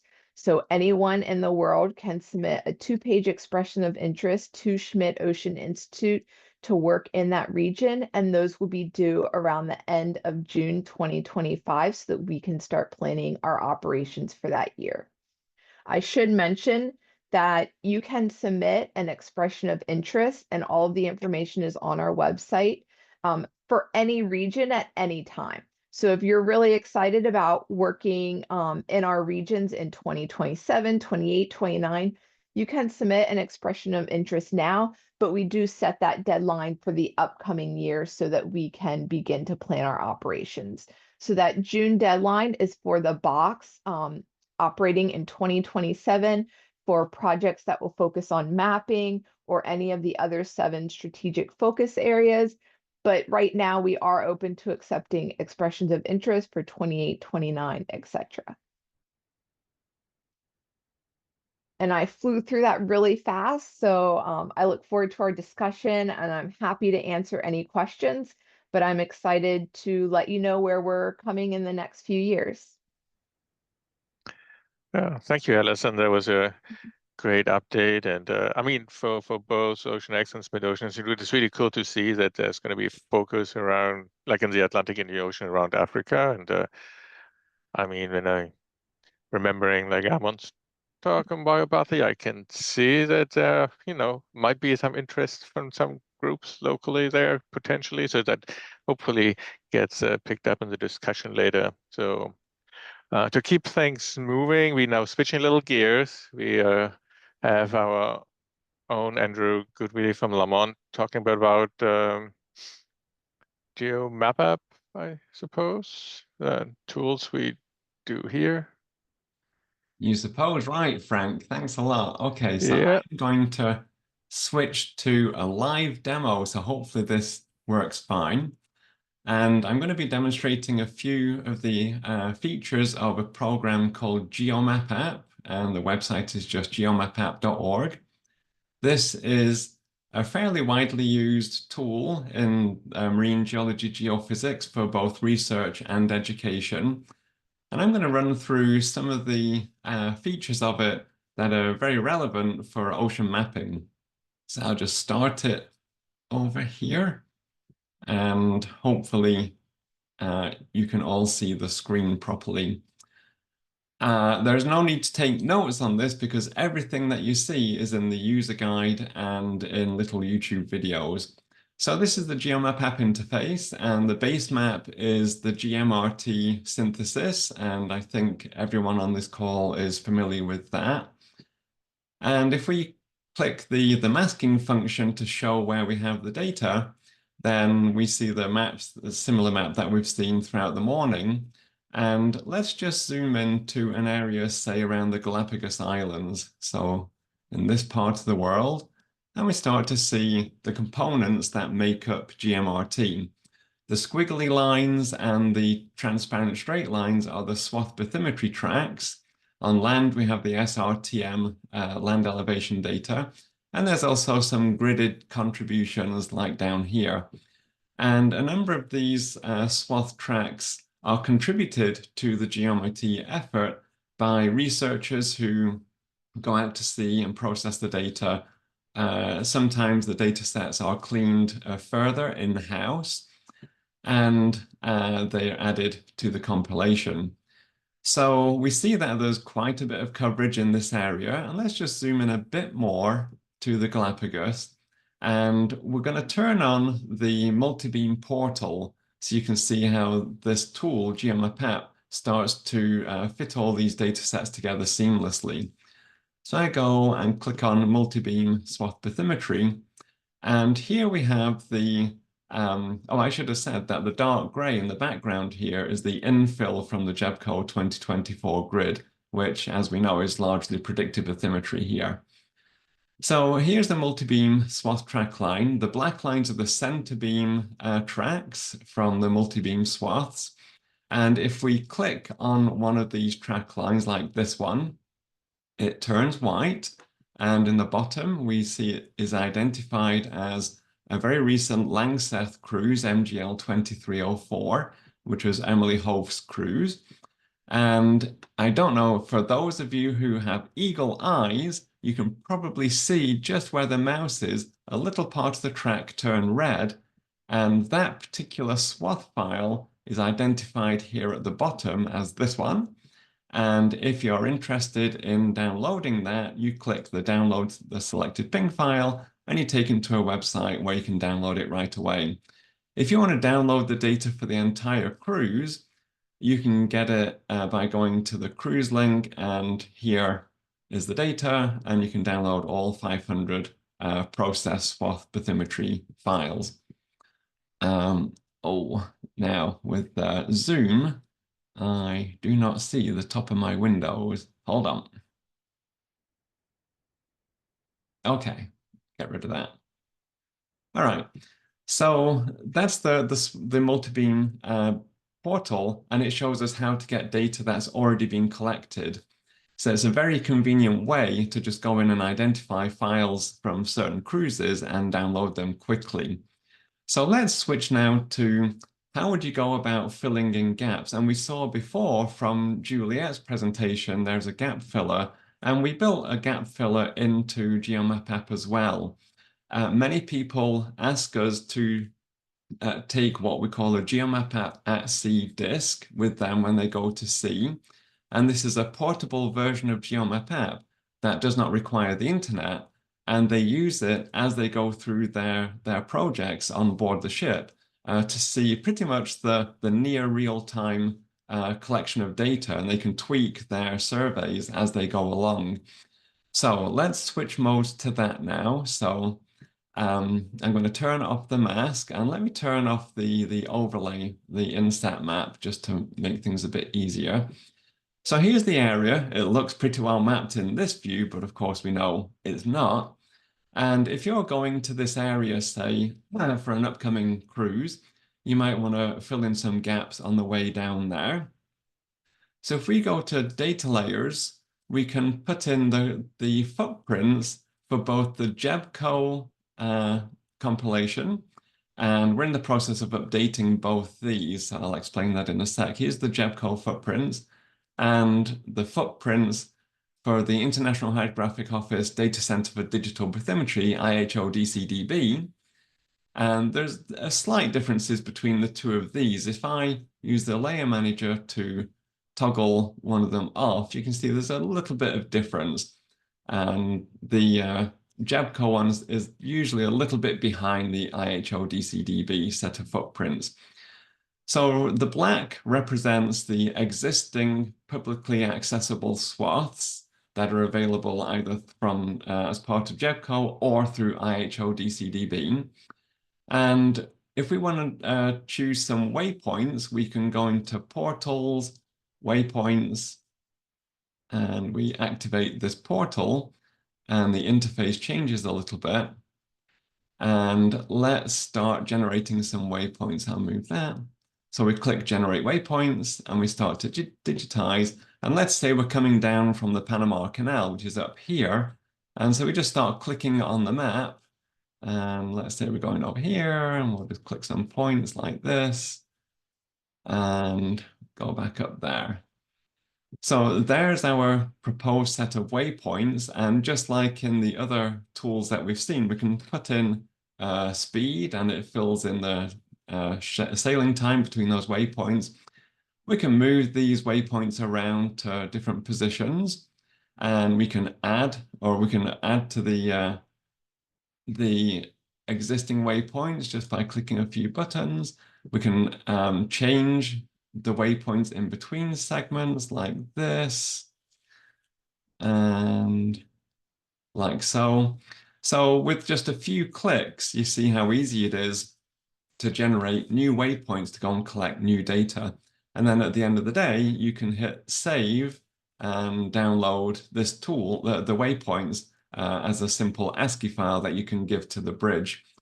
And for this, you can also pull out the elevation data. So if we click this button, it will go and sample the GMRT grid, and it fills in the elevation values here, and we can draw a profile. And as we move these points around, the profile changes instantly, of course. So that shows you how you can plot points during a cruise to find out areas where you can fill in gaps. And let me just go to one of the features of GeoMap app is it has about 4,500 built-in research grade data sets. So for some people going to sea, it's not just the bathymetry that they're interested in. They may also want to look at something like the gravity data. So if we go into gravity, we'll load the free air anomaly data, and there it is. And then you can pull up with the layer manager. You can pull up the waypoints right here. Oh, sorry, we just got a new puppy. He's just woken up. My wife's dealing with him. Like so. So GeoMap offers this seamless integration of different data sets, data types, like that. Okay, so let's now have a look at some of the built-in data, and it could replicate how you go about adding data as if you're at sea and you're collecting data. So let me just close some of these layers and get rid of these things. Okay. And then we'll go back to the world. Oh, and I totally forgot to say that you can also put on the exclusive economic zones like so. And you can click on those to find out where they are. And as you zoom in, then you can see the detail of them. We pull those exclusive economic zones in from the Marine Regions project, which is, I think, in Brussels. And we put them in whenever they update it, we update it here. Okay, so let me just go to the world, and I'm just going to pull up, we'll go into the menus. I'm going to pull up some of the high resolution. Actually, you know what? I'm just going to kill GeoMapApp and start again to clear all the caches and everything. Make it a little bit faster. Okay. So here we go, and I'm going to make this window much bigger. And we'll go and pull in some data that was collected at the MAR Mid-Atlantic Ridge region as part of the TAG project, which is a transatlantic geoscience geotransect it was. So here we go. We're going to look for the bathymetry in the Atlantic Ocean, and I'll explain in a second how this could be like what you could do whilst you're at sea. So we have 3 grids here. One is 20 meters, one is 2 meters, and one, astonishingly, is 25 centimeters, which is quite insane. So let's load the 20-meter grid. And so there it is. So it's pulled in. So the background is the GeoMRT synthesis, which is the default is about 120 meters or so. And here is the 20-meter grid laid on top of that. And there was a question before about attribution. If you click the little tourist information symbol in the layer manager, it will bring up the website for the actual data file that we're looking at right here. So it's from Maurice Tivey. Then let's go and load on top of that the 2-meter grid. And that will come in the middle. And let's zoom in some more. So obviously, as we get higher and higher resolution, we get more and more like postage stamps. And if we now toggle the opacity, you can see the extra detail allowed by that. And then let's go for broke and add the 25 centimeter grid, which is this one. And we have to go and find it. Oh, I don't know if you caught that. Right down here is the 25 centimeter grid. And we can see that there. See, it's fuzzy without it, and then nice and detailed with it. And so now that we've got the grids loaded, it's just astonishing detail on this. GeoMapApp offers the capability, which is used by people going to sea, to manipulate the grids. So the window here allows us to do that. We can do things like change the angle of the sun illumination, like so, very easily. We can change the color palette like this. We can draw profiles across the data. So let's say go through here. So I have to make my window a bit shorter so you can see it. So this is a stack of grids that go along that white line. And we have the 20-meter grid, which is in this view quite coarse, the finer 2-meter, and then the very detailed 25 centimeter. And you can perhaps see why this is a popular tool for research and education. And then we also can draw contours. So let me just get rid of some of the other layers so that we can just isolate the 25 centimeter grid. And we can change we can turn the color palette of the shading off. We can change the palette to say the Jet 2 color palette like so. We can put contours on there. Let's do, say, 5-meter contours. And then we can even switch to a 3D mode. And this is always a fun one to look at, like this. So, and here we can rotate and and toggle it up and down and so on. So perhaps you can see that if you're on board a ship and you're doing a detailed bathymetric survey as part of your science project, then GeoMapApp could be a useful tool to help with the survey planning and with visualizing the data. Okay, so I think that's all I have to say on that. And so I'll stop sharing. Yeah, thank you, Andrew. I mean, I'm always amazed what you can do with GeoMapApp. And just to be clear, so that's a free tool you can just download from the link that Sheila provided. Oh yeah, and Frank, we should also say it works on any machine, Mac, Windows, Linux, Unix, doesn't matter. Yeah, exactly. So just go ahead and try it out, and would be great. So just keep things moving. So we're now switching to some national initiatives and data centers. So next up is Eileen from Infomar. They've been a leader in like ocean mapping for a long time with their seabed project. Eileen, you can share your screen and go ahead. Okay.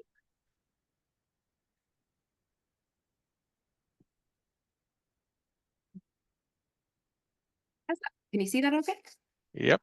Well, yeah, yes. Perfect. Cool. So thanks for that, Frank. My name is Aileen Bohan, and I'm a hydrographer and marine geologist working with the Infomar and the Irish Seabed Survey. I graduated from the Nippon Foundation GEPCO training program in 2018, and I've stayed involved in GEPCO ever since. And I'm now the chair of GEPCO's subcommittee on regional undersea mapping. But I'm not here today to talk about that. I'm here today to just give a little bit of updates on how the Irish Seabed Survey is going. So I'll start with a little bit of information about Infomar. It's the obvious acronym for the Integrated Mapping for the Sustainable Development of Ireland's Marine Resource. And we are the successor to the earlier Irish National Seabed Survey. Infomar, it's jointly run by the Geological Survey of Ireland and the Marine Institute, and we're funded by the Department of the Environment, Climate and Communications. So you can see here, this image shows the full extent of Ireland here, showing in yellow, and you can see Ireland's EEZ and our extended continental shelf limits. This is based on the recommendations from UNCLOS, as well as the continental shelf designated by Ireland to the northwest here. And this is where we're still actually waiting recommendations from UNCLOS. This is one of our finest products, the real map of Ireland. So you can see the extent of, with the extended continental shelf, our boundaries here in red, and with all the bathymetry within. This earlier work on the extended continental shelf for UNCLOS, this was carried out by the Petroleum Affairs Division in the 90s. And this really highlighted the need for a systematic seabed survey. So the Irish National Seabed Survey was initiated in 1999 and ran until 2005. And this aimed to map all the areas with water depths deeper than 200 meters. Then in 2006, Infomar kicked off with the aim of mapping out the biological, chemical, and physical features of the seabed. We slightly got bogged down with the physical features of the seabed and have kind of concentrated more on the bathymetry and geophysics and mapping out these features. We then share our data with the UKHO, which is our primary charting agency. So Infomar is a two-phase project, so it runs for 20 years from 2006 to 2026. So we have been doing this for a while now. Phase one went from 2006, and it aimed to map out these 26 priority bays and 2 priority areas. We kicked off phase two in 2016 with the aim of mapping out the remaining areas in between those bays, the Celtic Shelf, the Atlantic Shelf, and a small part in the Irish Ocean, in the Irish Sea there. So we now have approximately 17,000 kilometers squared left. So we have until the end of 2026 to do that. So that's to acquire that data, process it, deliver it to the UKHO. So wish us luck, please. This year we managed to map about 7,000 kilometers squared. So the deadline will be quite tight. We're still in the planning stage for what will hopefully be Infomar 2 and a continuation of the seabed survey, which we'll use to monitor areas, to take more samples, do a bit more ground truthing, and just further and maybe reacquire data in areas where we now have better sonars. There's also a big drive in Ireland for offshore renewable energy and a lot of planned wind farms. So we hope to be providing a lot of the baseline data sets for that planning, and hopefully we'll remain involved in that following 2026. So our 2024 operations plan. So this here, you can see the areas that we have left. The yellow line marks the 30 nautical mile line out from the coastline. Outside of that 30 nautical mile line are bigger vessels here on the bottom, the two big vessels, the Celtic Explorer and the Tom Crean. They do a lot of the data acquisition outside. Internally, we have our 4 vessels down here to the right, our smaller boats, which mostly do day operations and are operated by the Geological Survey. And I'm mostly involved in that small boat operations. So our plan for the inshore vessels this year was to map out this area in the shaded pink there to the west coast of Ireland. It's a very exposed area. It's very difficult to work out of. So this was our plan, what we achieved. You can see where it's been colored in by bathymetry. So we still have a lot to go. And we had a lot of engine issues and the weather was terribly bad this year. So we didn't get quite as much as we achieved. Yeah, but I suppose there's a reason these areas have been left to last, because they are just difficult to access, even in terms of ports, port space, logistics, everything. So it's quite an interesting and fun area to work in. So we'll start our survey year in about May of 2025, and we'll aim to fill in the rest of these areas in pink there. As well as mapping out the geological, geomorphological, and the actual shape of the seabed. We obviously come across a lot of shipwrecks, and we host all this information on our shipwreck viewer, where you can see all the shipwrecks we've come across and mapped. And we work closely with the Underwater Archaeological Unit to actually identify all this information. In the national monuments, in the archaeologists in their database, they have almost 10,000 shipwrecks noted in the Irish waters. Although some of these obviously would have been recovered, etc. And so you can actually click on any of these wrecks and go in and read a bit more information. This wreck here, Le Cerf-Liant, it's one of our oldest identified fully intact wrecks, and it's from the French Armada, and it was scuttled in 1796. And it's in really good condition. So we did a lot of work around this wreck. So we deployed the ADCP, kind of looked at the currents around. We found there is very little currents in the area. It was discovered in the 70s. There's an oil refinery close by, and there was it was an explosion or some kind of disaster at the oil refinery in the 70s.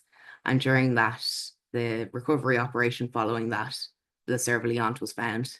And you can actually see the cannons on her deck there, as well as some nice scour mark around. One of my favorite areas, just to highlight, is down in the southwest of Ireland. It's the Skellig Islands, Skellig Michael and Little Skellig. And it's one of 2 of Ireland's UNESCO sites. And this is just the larger Dingle Bay area. And down to the southwest, you see Skellig Michael. It's a UNESCO site because in about the 6th or 7th century, the monks, probably fleeing the Vikings, they came down to the south, they came across Ireland looking for refuge and somewhere to set up monasteries. They sailed over. It takes us about 1.5 hours to sail that at about 19 knots, so quite a good distance. And they made all these beehive huts, which you might also recognize from one of the Star Wars films. And this just shows some of the bathymetry around the Skellig Michael. And you can see it's just fantastic bathymetry. You can see where there's boulders coming down, lots of faults and jointing in the bedrock. It's a really interesting area. and one of my favorite bits of seabed around the coast.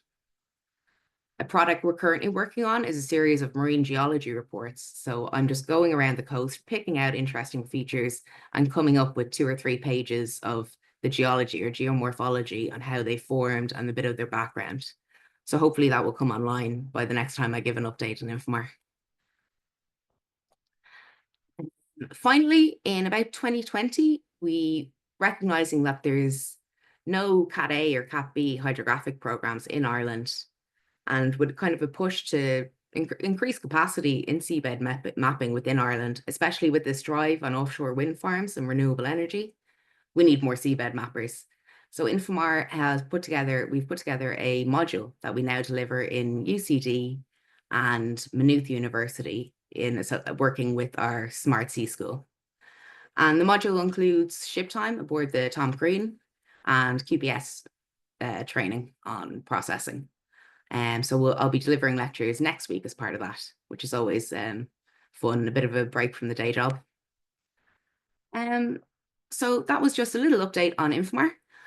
So do keep, all of our data is freely available on infomar.ie, or if there's anything else you're looking for, please feel free to email me. And this just shows some of the nice inshore waters that we end up working in. They're always fun to survey. And wish us luck with our 2026 deadline, please. Thanks. Yeah, thank you, Elaine. It's always good to see what the islands program up in. 17,000 doesn't seem to be too big, but it's all shallow and difficult that's left. So that's really tricky. Yeah, it'll be tight, but hopefully there'll be an Infomar too. Good. And so we move along and we come to our last speaker, Danielle Damaske from Pangaea, which is a treasure trove of all kinds of data, including bathymetry data. So, Daniel. Yeah, thank you already for saying that. So let me share my screen. You should be able to see my screen now. Yep. All right. So welcome everyone to my little presentation about the work which is being done here at Pangaea for the ocean mapping community. So my name is Daniel Damaske. I'm working here at the MARUM, the Center for Marine Environmental Science at the University of Bremen in Germany. And the work which is being done here at Pangaea is related to the underway research data project, which is coordinated by the German Marine Research Alliance. And what this is, I will come to this later again. So I started here 2019 at Pangaea, and I was basically asked to answer the question how to publish CIFOR puzzle pieces of bathymetry data here at Pangaea with respect to the FAIR data principles.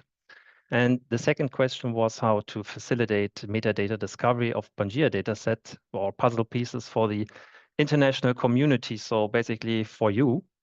And so I want to talk a bit about how we actually realized the FAIR bathymetry data archiving process here in Pangaea and how we visualize our metadata through the Pangaea bathymetry web map and feature service. So for those of you who don't know Pangaea, Pangaea is a CoreTrust CS certified data repository. We have currently about 400,000 data sets in Pangaea, so registered DOIs. And it is hosted here together with from the MARUM at the University of Bremen and the Alfred Wegener Institute in Bremerhaven. So Pangaea provides human and machine readable access to data and metadata, and we do have national and international data sets contained in Pangaea. So the authors are are worldwide. And good for us as a community here. So we have roughly 900 raw and processed bathymetry data sets in Pangaea published. This is just the best guess of myself, and I will come or explain later why this is just the best guess.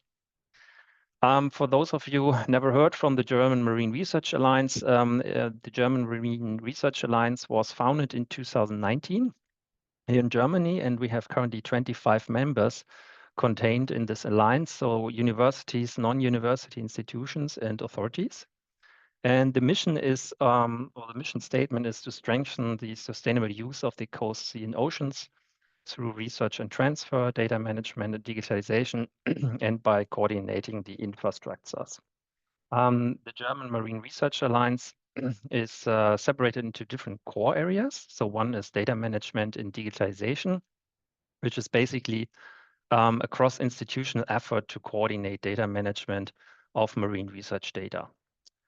In our project here, in the project underway research data, one topic was focusing on publishing the multi-beam echo sounder data sets of the German research vessel fleet. So the project covers also the technical data pipeline, so how the data will get from the ship to land and then to Pangaea, and then to the viewer of the German marine data portal and other viewers, for instance, the IHO DCDB viewer via the Pangaea bathymetry web map and feature service. Also good for us here as a community, surveying also on trends. It's also part of the project, although I would just want to talk today about the publication process and the visualization process. So first, when we started, we had to develop efficient and scalable internal workflows using mainly open source tools. So for the raw data, we depend on MB System, and of course, we had to come up with some in-house developments like Bash and Python scripting. And then the second thing was we had to provide information to the data submitters, so how to submit bathymetry data sets to Pangaea. So we wrote down a little wiki. And with that, so the user or the submitter of Pangaea knows what kind of metadata we want to have for the publication process. So then the second question was, or task was, how to visualize actually the multi-beam metadata via the web service. And here again, we highly depend on open source tools. So mainly for the raw data, MB System, some Python scripts, libraries, and we basically structure our metadata in a PostgreSQL database with the Postgres extension. And the service itself is more or less created from the GeoServer then. This here image is the image of the multi-beam bathymetry mosaic of the IHO DCB. And here we are also included already. And if we put our data on top, you can already see there's quite a lot of data available. This is very good, I think. And here you see like a little extent of the Cape Verdean Islands. The IHO DCDB raster layers are here visible to the left. And if we put our raster layer, which we also have on top, you see we try actually to mimic already the style, let's say, of the IHO DCDB viewer here. So just to make the data a bit more comparable, let's say. But we have only not only the data contained in the service, but is more important actually the metadata. So so which platform, for instance, but most importantly the citation of each data set. And in this citation, you would find also the DOI. And if you click on the DOI, this would bring you directly to the landing page of the Pangaea dataset, where you can actually download the data and find additional information which is not contained in the service, like the abstract, for instance. Here you see the raster layers we have offered for, or we provided here in the IHO DCDB viewer. And in case you want to know how we did things, you find a little question mark here. And if you click on that, you get a rather extensive abstract already, where we describe what we have done. But if you want to get a little bit more information in this abstracts of each layer, you have also another reference, and this is this one. This is like a Zenodo document, and that's where we actually want to document all our efforts. So in case we do make changes to the service, we can do a next version of this documentation so everyone can follow the development process. In addition, of course, in this Zenodo document, also all data sets which are contained in the service are properly referenced in a machine and human readable form. So in case you want just to use the service or describe or talk about the service whenever you want to, we request that you please cite just this document, because this is then very good for us also to know that somebody is using the service. And secondly, and in general, if you want to talk about Pangea, then there's another document out there which we would ask you to use. And of course, if you, in case you find data in the service and you download the data from Pangea, then please always cite the individual data sets with the full data set citation, so including the title and the authors to give proper credit. And this is actually also required by the data license. Some statistics about the service. So we have currently 770 Pangea data sets included in this web service. So I said at the very beginning, we have roughly 900, which is my best guess, because actually there's some data sets in Pangea which do not have a proper license to be added to the service. So all data sets we have in the service have a CC BY 4.0 or CC BY 3.0 data license. So this is basically the requirement. We have 436 standardized data sets, which are published after the year 2020, because then we did some standardization. So make sure that metadata are available for research of the data. And then we have in total 565 raw data sets in the service, 206 processed data sets. And all these 770 data sets are from 485 different campaigns or expeditions from 27 platforms, so vessels and AUVs, and from 22 different devices. Yeah, and I think for this community, maybe very important, we have many data sets distributed in the Atlantic Ocean area. Unfortunately, not that many data sets available in the Indian Ocean, but there's also a lot of other data in all the other world's oceans. So, and the data will be continually added. So when the German ships are now going out, and if the data are published at Pangea, they will be added to the service. To sum up everything and to do some acknowledgements here at this opportunity. So the realization of the fair data publication process here at Pangea and the visualization is a coherent workflow now. So it's pretty tied together in one workflow. And the standardized data publication process and the web service development was actually a team effort, including also other initiatives. For instance, the Data Hub initiative by the Helmholtz Association here in Germany.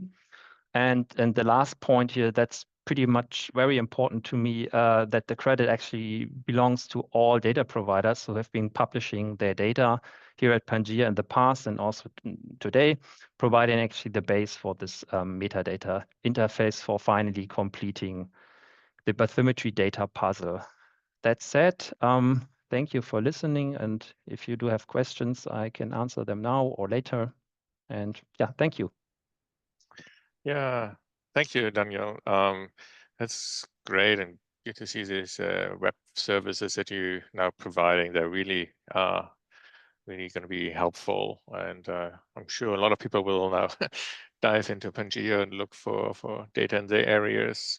So we are a little behind schedule, but only a couple of minutes, but it was worthwhile. I mean, so much interesting talks and new stuff to see. So we can take a quick break until like 5 minutes from now. So it would be 9:10 Eastern Standard Time. So people can go and get some more coffee or have a quick bathroom run, and then we will dive into a panel discussion where then all the if people have questions, hopefully we can talk about those. Okay, so a little break, 5 minutes, and then hopefully we have a lively discussions afterwards. Thank again to all the speakers. That was a terrific information.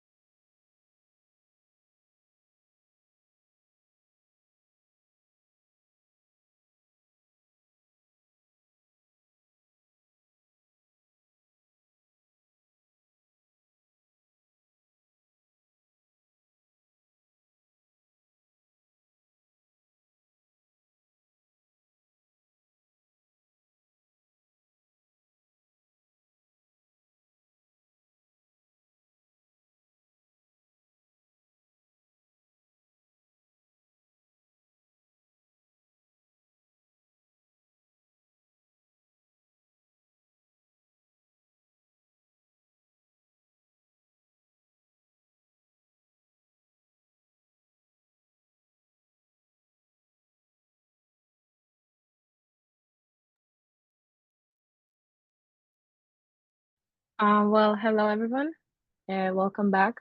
Hopefully you had a nice break to do whatever you needed to do in that time. Sorry for earlier. I it slipped my mind that I didn't introduce myself. My name is Sheila Cáceres, and I'm one of the data managers for the Atlantic and Indian Ocean Regional Center. I'm the one that has been sending links from all the presentations you have seen so far in the chat. And I hope those were useful as well. So I think we have had a very great meeting so far. You have heard a lot about from different organizations, programs, and initiatives within our region that they're doing great things, and we learn about their initiatives, their updates on the things they have done in the past year, and also we saw a lot of useful tools that we hope that you guys find useful as well, especially because a lot of them are freely available and accessible to everyone in the community. And also thank you to our speakers for your presentations and for your time, because now you have stayed so that we can have this panel discussion.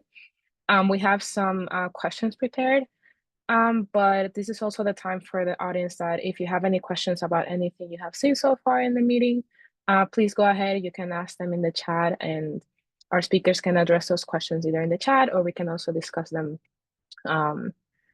now. So going ahead with the first question, to our panelists, we would like to know if you could share any tools, platforms, and methodologies that your organization is using that might be beneficial for broader regional mapping efforts. And are there opportunities for others in this space to adapt them? I think we have seen a lot of them so far, but if there's any that an addition that you would like to mention, or any emphasis you would like to make in any of the tools that have been mentioned or shared, or any other platforms, this is the space. And there's a lot of you, so it's like anyone can jump in, feel free. Sheila? Yeah, just one item that Infomar has made that is available to everyone. So we have all of our data and everything up available. We try and share our standard operating procedures, but we do find it difficult because they change so much, and keeping on top of that is hard.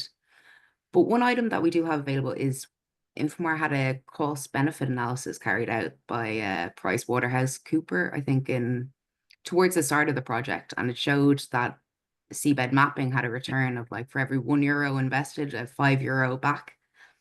I think we're updating that, and I think it's something like a 20-to-1 cost-benefit ratio. So it's just something that can be used to, if looking for funding for national seabed projects, that emphasizes that the rewards or the returns are fantastic.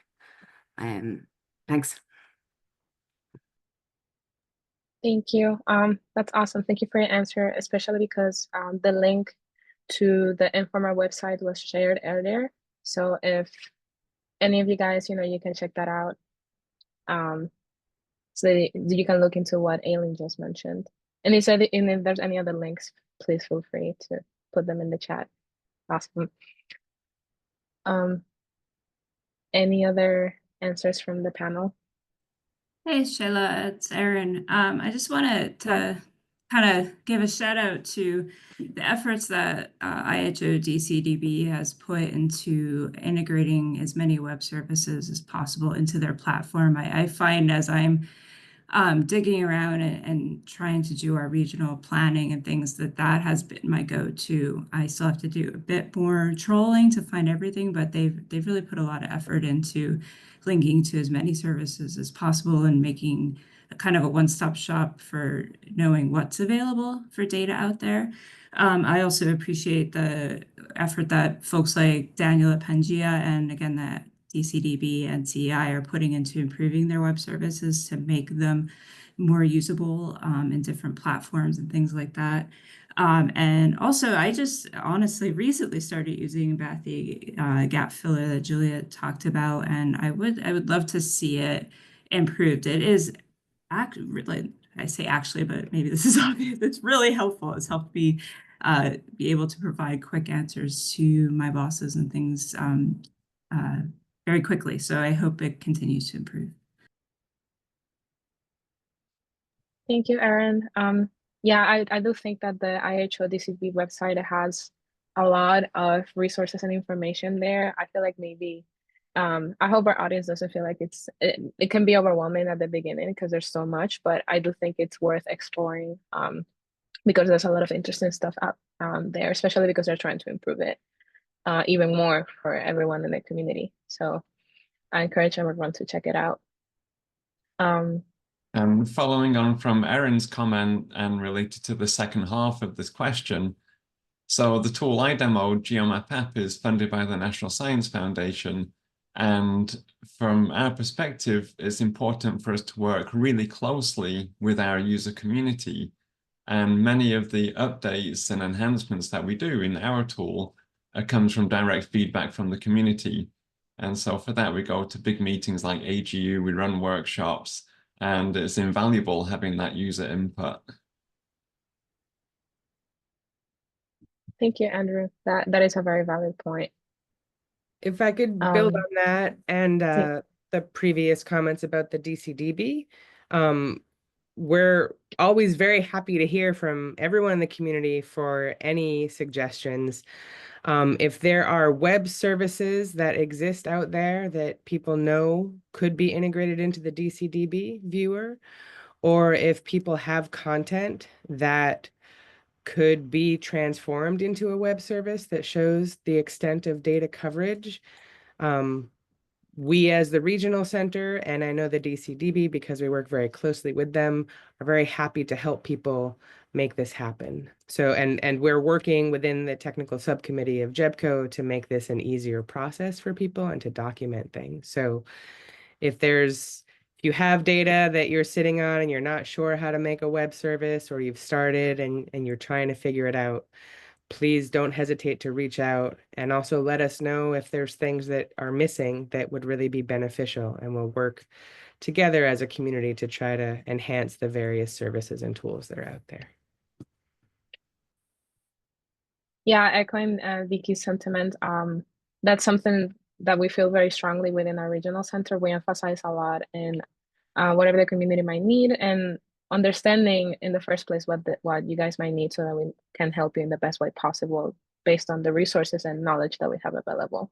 Don't feel shy. We also have we have our email, and you can reach out to us whenever you might need to.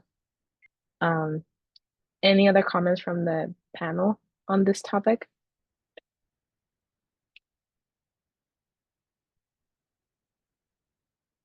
I think there are a lot of great tools. Yeah, go ahead. I think there are a lot of great tools out there. And I know that it's really hard for people to necessarily keep on top of all of them. I know, especially if it's not your full-time job to keep on top of all these things. But as you guys have said, the DCDB website is fantastic, especially now that they've added so many layers. We don't have to go through them all. I would say in having regional groups to talk about planning, I think this Western Indian Ocean group is great because that's been a thing that's been missing in a lot of parts of the world, having large regional groups to talk about mapping coordination and sharing data. The US is kind of federally mandated to try and think about that, but and I was great to see that Australia has been doing quite a bit there, but I don't know if there are other places that would like to learn from these examples, and if we can communicate that to the communities that want to build their own networks and the tools to support them. Thank you, Juliet. Especially because there's so many, I agree with your point, especially because there's so many things out there and on the internet that are available to the audience. That's a big reason why not only we're providing all the necessary links that we can on the chat, but we're also compiling this document with all the links and resources and even more that we're gonna send out to our participants later, so you can have them all in the same place. And hopefully, even when the meeting is over, that's something that you can always go back to and just check it out. And use it to your earliest convenience. So yeah, any last thoughts before I move on to the following question? Yeah, Sheila, can I jump in? Kyle here. Yeah, of course. Yeah. Yeah. Oh, hi, Kyle. Yeah. I'm joining here now that I've been online just now talking because it's the daylight is out here. Finally daytime here in Colorado. But yeah, I just wanted to say obviously that's kind of fundamental what my presentation TCARTA, is kind of offering and provides to the community in terms of a methodology of satellite drive bathymetry, that can obviously benefit broader regional mapping efforts. And the opportunities that we can offer are the satellite drive bathymetry workshops, as well as the projects through Greenwater, where if you're the workshops are great for those agencies that want to learn the technologies and take it up and potentially have some capabilities to take up the satellite drive bathymetry, but then also for those organizations that can't for whatever reason, we can also produce data in partnership with the Greenwater Foundation for that country, so they can get data in a number of ways and contribute to CBET 2030 in a number of ways. So that's I guess an opportunity out there for this community to engage with us on. Thanks. Yeah, thank you, Kyle. So happy to have you here present in the meeting with us. I encourage everyone in the audience as well that if you'd like to reach out to TCARTA, to Kyle about anything that was mentioned in his presentation, especially about the SDB trainings and stuff, I think yeah, that will be awesome. And there's if I may, there's a question that was written way earlier in the meeting directed to Jamie, but I think maybe Vicky can give some information on that. And the question goes, is there any technical support from JEPCO or another organization if we would like to implement the policies that Jamie mentioned in his presentation? So I'm not totally clear on which policies they are, but I think I can generally just respond by saying that we collectively within CBET 2030 and JEPCO writ large are trying to assemble the information that can help individuals and organizations and countries to address these priorities. So if there are bits of information that are not on our website that would help make the compelling case, for example, for why data should be collected and shared, or why transit data should be acquired. These are the kinds of things that we can certainly provide, and we can also provide some technical guidance. So if you want to clarify the question with more detail or want to reach out to us via email, we can try to get you a more comprehensive answer to that. Hopefully Thank you, Vicky. Mm-hmm. Yeah, this quick question says, how will the documents containing all of these useful links be disseminated? I'd love to get a copy.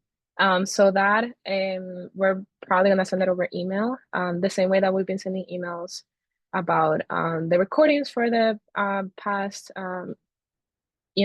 sessions that we have had for the meeting the past couple of days. We're gonna do the same thing, like just a document, and we're gonna send you guys a copy for sure over email. Thank you for all your questions and comments. So just so that we can stay on top of schedule, I'm gonna move on to the following question. And this goes, in your work, what are the primary data, technological or logistical gaps that hinder progress?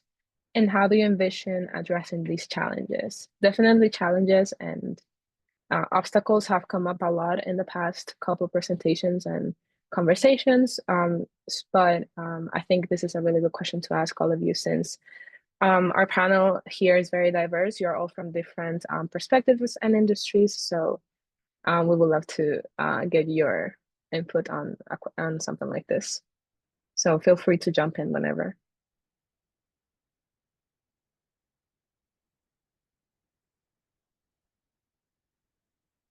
Don't fight for it.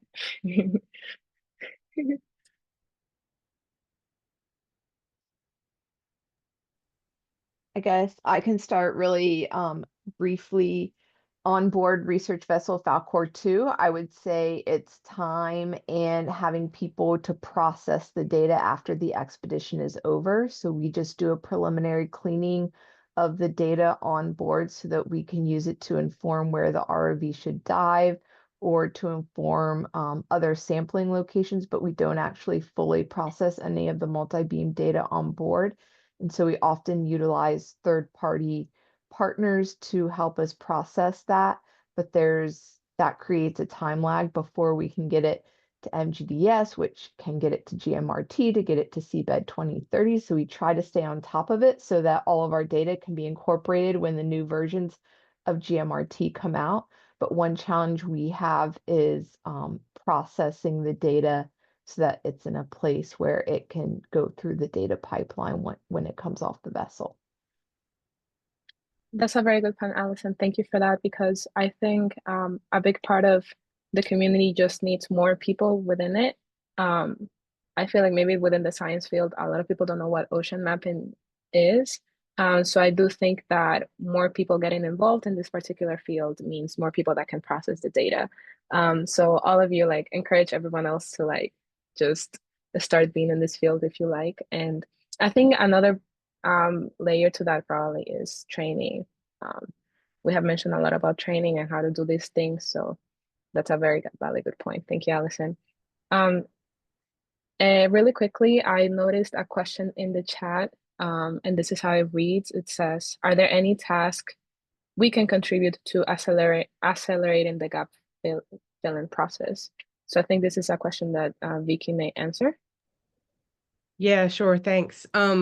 So in terms of filling data gaps, the first thing that you've seen a lot of over the last few days is the coverage layers that show where we know data exist.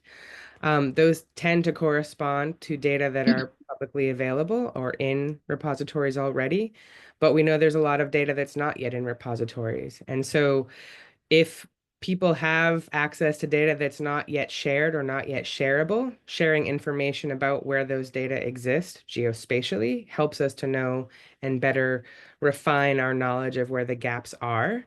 The other big piece in terms of gap filling is the cultural work that needs to be done to convince the various decision makers and policy makers that collecting transit data is a good thing. A lot of the data that goes to the DCDB from the US academic community, for example, and as you heard from Jess, much of what's in the DCDB writ large is raw data. And so we as a community, and certainly our group at Lamont, has been building a lot of tools and putting a lot of effort into processing that data. And also, we're very interested in trying to coordinate so that we're not all processing the same data sets, right? There's a lot of inefficiency if we do that. So a lot of what we've been doing at Lamont and within the context of GMRT as well is to take the tools that we have developed over the last few decades and make them available and accessible and to share those workflows.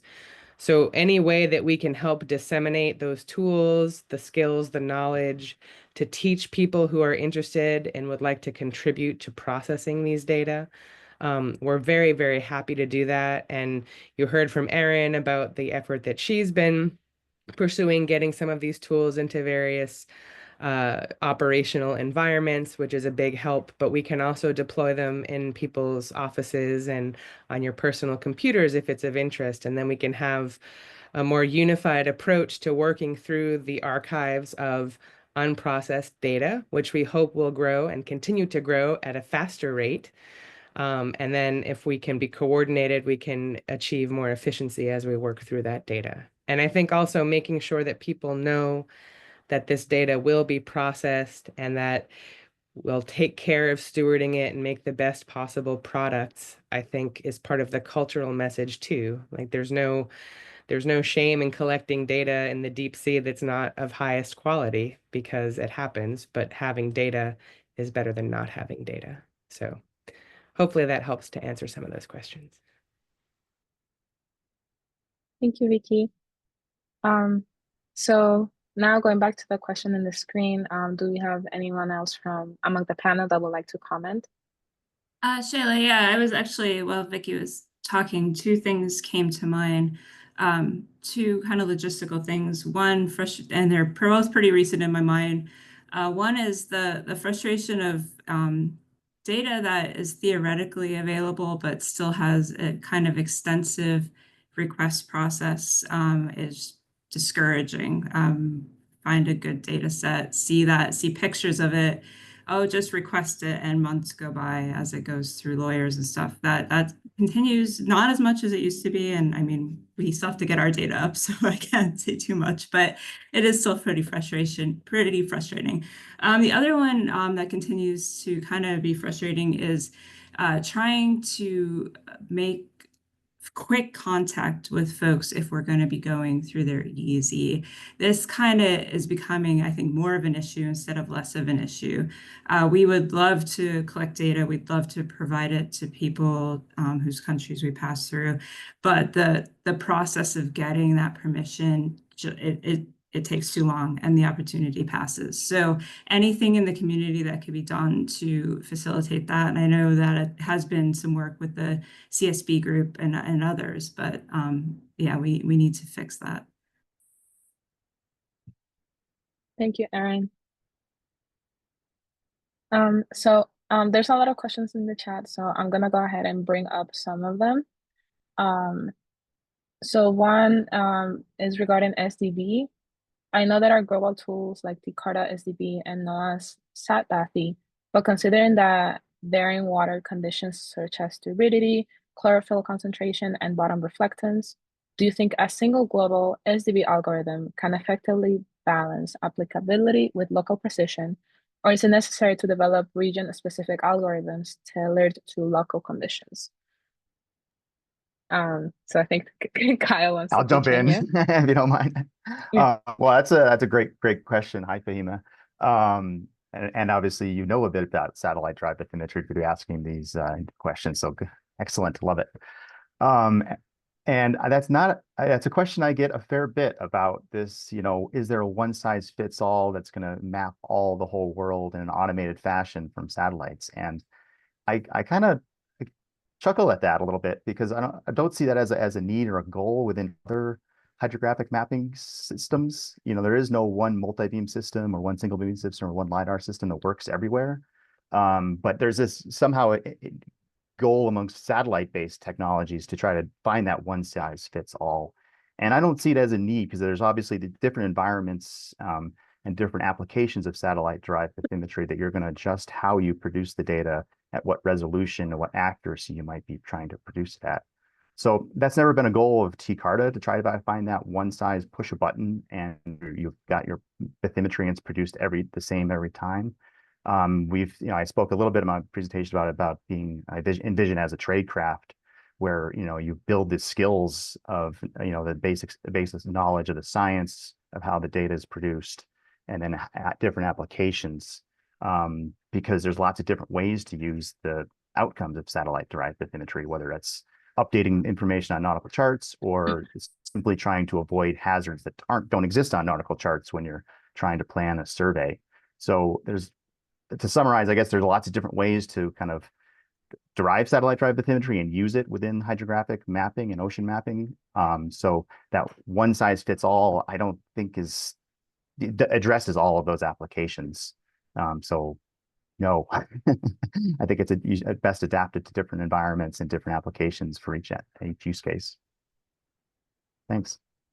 Hope that got it. Thank you. No, yeah, I think thank you, Kyle. That was a very clear answer. And in a way, I think there's some beauty in the fact that you will have to understand the environment and the specific conditions in each area in order to address it the best way possible. So that's not a bad thing necessarily. And just to jump into that, similar to other methods of mapping, you're always kind of adapting to sensors in this applied science of ocean mapping to the environment. Satellite hydrographic mapping is the same as aerial hydrographic mapping, or the same as boat work. That's, it's a skill-based thing just to adapt to the location. Thanks. Yeah, no problem. Thank you, Kyle. Another question in the chat says, is there a specific guideline and standards you require a data to be acquired? What is the data acquisition density And what are some of the informations you want to achieve as a community from seabed mapping? So I think Vicky may answer that. I'm happy to offer an answer, but also welcome others to pitch in. From my perspective, you know, given the vastness of the ocean and the sparsity of data, all data is valuable for us to review and try to integrate. And we do our best to work with any kind of data that's provided, whether it be isolated soundings, single beam, very sparse data, or multi-beam or LiDAR or SDB, whatever it might be.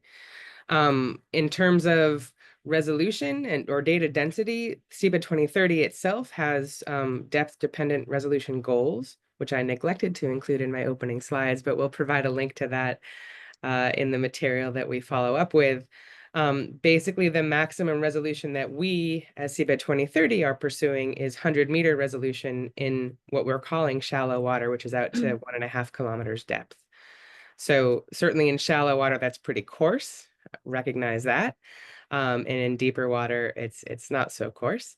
But we receive data at a variety of different resolutions. And the way that we like to approach this is whatever people are able to share. If it's downsampled because people don't want to share the full detail for whatever reason, that's 100% acceptable. We'll take any data that we're able to get because measured bathymetry is better than predicted or interpolated. And in terms of other standards, there's some guidelines. There's been reference repeatedly throughout the meeting to the Multi-Beam Advisory Committee, which is also called the MAC for short. And we put a lot of material out through that project to help guide the optimal or at least optimized data quality with multi-beam data acquisition. So there's a lot of resources there if that's helpful for multi-beam. And Kevin just added the link to that. So again, if you have specific questions, reach out to us. We are a large community in some ways, but we're also a pretty small community. And we know how to connect people to get answers. So definitely reach out with more specifics if you have them. Thanks. Thank you, Vicky. And I encourage anyone in the panel that if you would like to comment on any of these things that we've been discussing with the questions in the chat, feel free to jump in. Cut me off, like it's fine. But another question that I see in the chat is, how do you think that actively involving countries with the highest ocean usage could be another strategy to accelerate global ocean mapping efforts? Yeah, so I think anyone can comment on that if you like.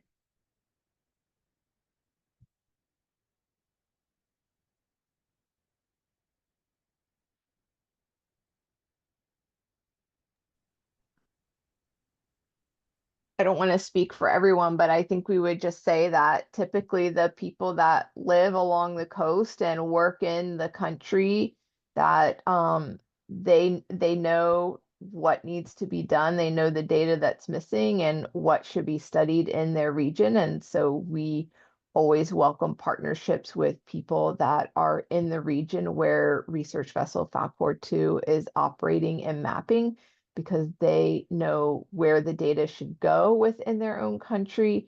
They typically know the permitting and access requirements the best, and they'll also know the scientific questions that should be asked in those waters. Thank you, Allison. If anyone else has any thoughts, you can jump in. And yeah, I think there's another question in the chat. It's a question for Terry Schmidt. You mentioned that IMANET will be publishing a 100-meter grid for Europe side. Is there any update for North Africa? So yeah, I don't know if that yeah. question. So Yeah. this is Thierry speaking. Hello, everybody. Well, to answer the question, well, I must say that most of the group, the IMANET group is composed of European participants. And well, obviously we are welcoming any other participants and also data from North Africa. But I must say that most of the effort is not on the I would say the technical side, but it is more related on the diplomatic side. So the progress is limited for the North Africa area. Okay, thank you for addressing that. If there anyone else in the panel would like to comment, going back to the question and that we have in the screen, if anyone else would like to comment, please feel free to do so. I know that we have a very diverse panel here coming from different perspectives, so I think we would love to hear any other thoughts that you may have before we move on to the following question. Hey, Sheila, I think coming back to regional networks, people that can answer a lot of these questions for people, whether it's like who to contact to get permission to map in a country, when you're bringing in outside resources that don't get to come there very often to map, whether it's it can be within a country mapping, coordinating things. I think that these things are really important, and then letting other people know that these coordination groups exist is really, really powerful to growing our capacity to map and get things done and sharing all this great information. There's a lot of things in terms of standards and things like that that we're all trying to work on and improve, but I think that growing the network of communication is probably the biggest thing. My 2 cents to that question. Thank you, Juliet. That's a very Hello, good point. can I come in? Yeah, of course. Hi, Amon. Yeah. I just wanted to add on to the issue of collaborations and data sharing. I find it very difficult, even from the experiences with Obathi, that you get a notification that yes, we actually have this data, but then the long process of getting the permission to access or even use that data is quite challenging. It takes months. So I don't know how we'll go about this, but I think it's more of outreach and even more visibility and letting people know the importance of mapping the ocean and the usage of bathymetry data. Thank you. Yeah, that's actually very valid. And I think given the project that Amon directs, which is the Wayobathi project, I think that's also a very valid good point, especially because that project is ongoing on obtaining data so that the Wayo region map can be created. If anyone has any leads on data for that region, I think please communicate to Amon. So I think I'm gonna move on to the last question if anyone else doesn't have comments on this specific topic. And this last question for today says, what partnerships or collaborations have been particularly impactful in advancing your mapping initiatives? And how can the CBET 2030 community better support or engage with your organization to enhance regional mapping efforts?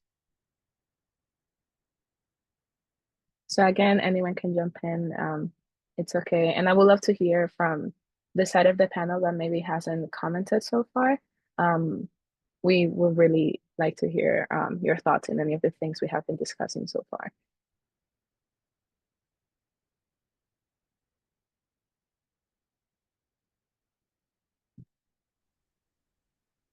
While we wait for others, I can just put in a plug for submitting expressions of interest to Schmidt Ocean Institute for the upcoming regions where you would like to collect mapping data. Our projects are really scientist driven. We don't, while we select the proposals that are conducted on board the vessel, we don't do our own projects. So the only way that we really choose to map an area is that we receive a proposal to do so. So if there is a gap that you would like filled, we rely on the scientists to propose that to us. So that's how the community can better support and engage with our efforts.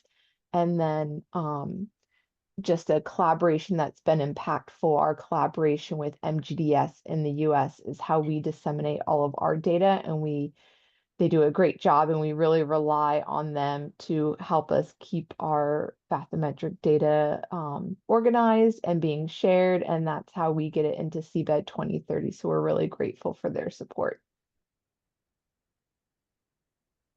Thank you, Allison. I'm glad that we have been useful.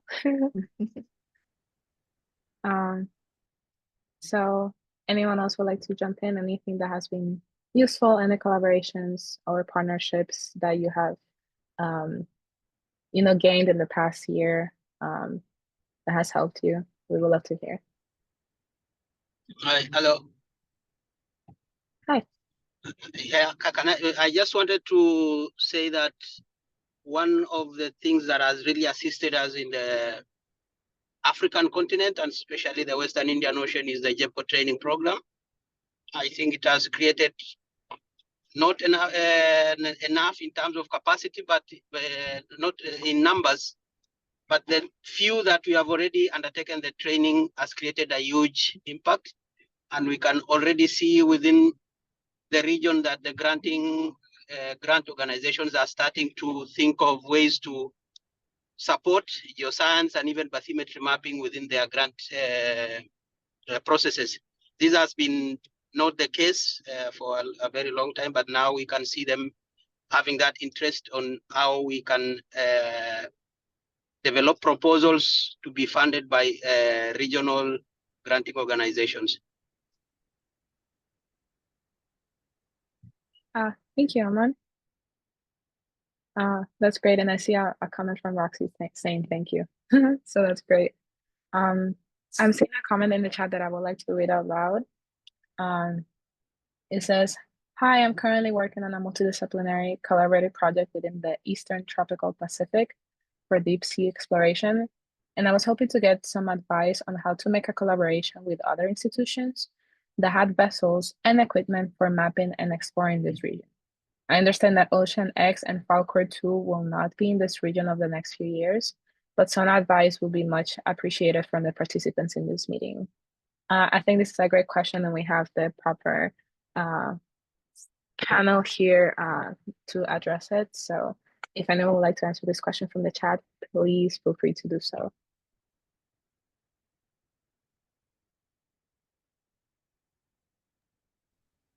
Hey, Hamina.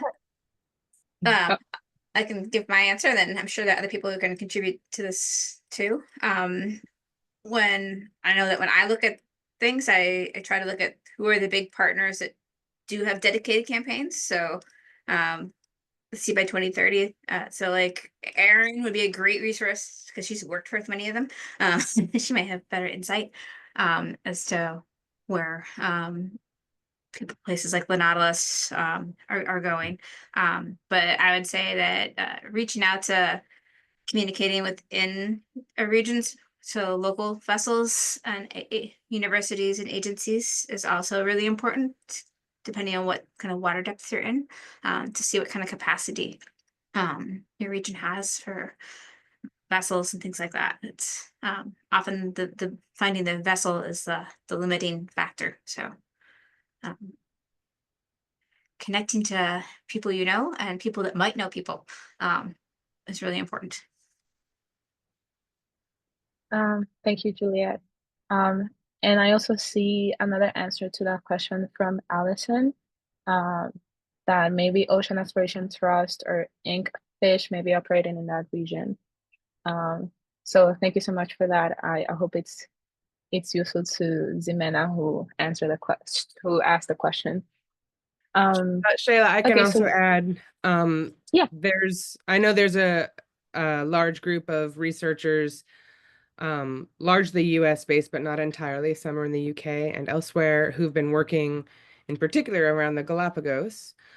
So hooking in with these communities, connecting to these communities, sorry, hooking in is not the right word, but connecting to the communities understanding where they're at, what their research priorities are, and pursuing collaborative projects with them.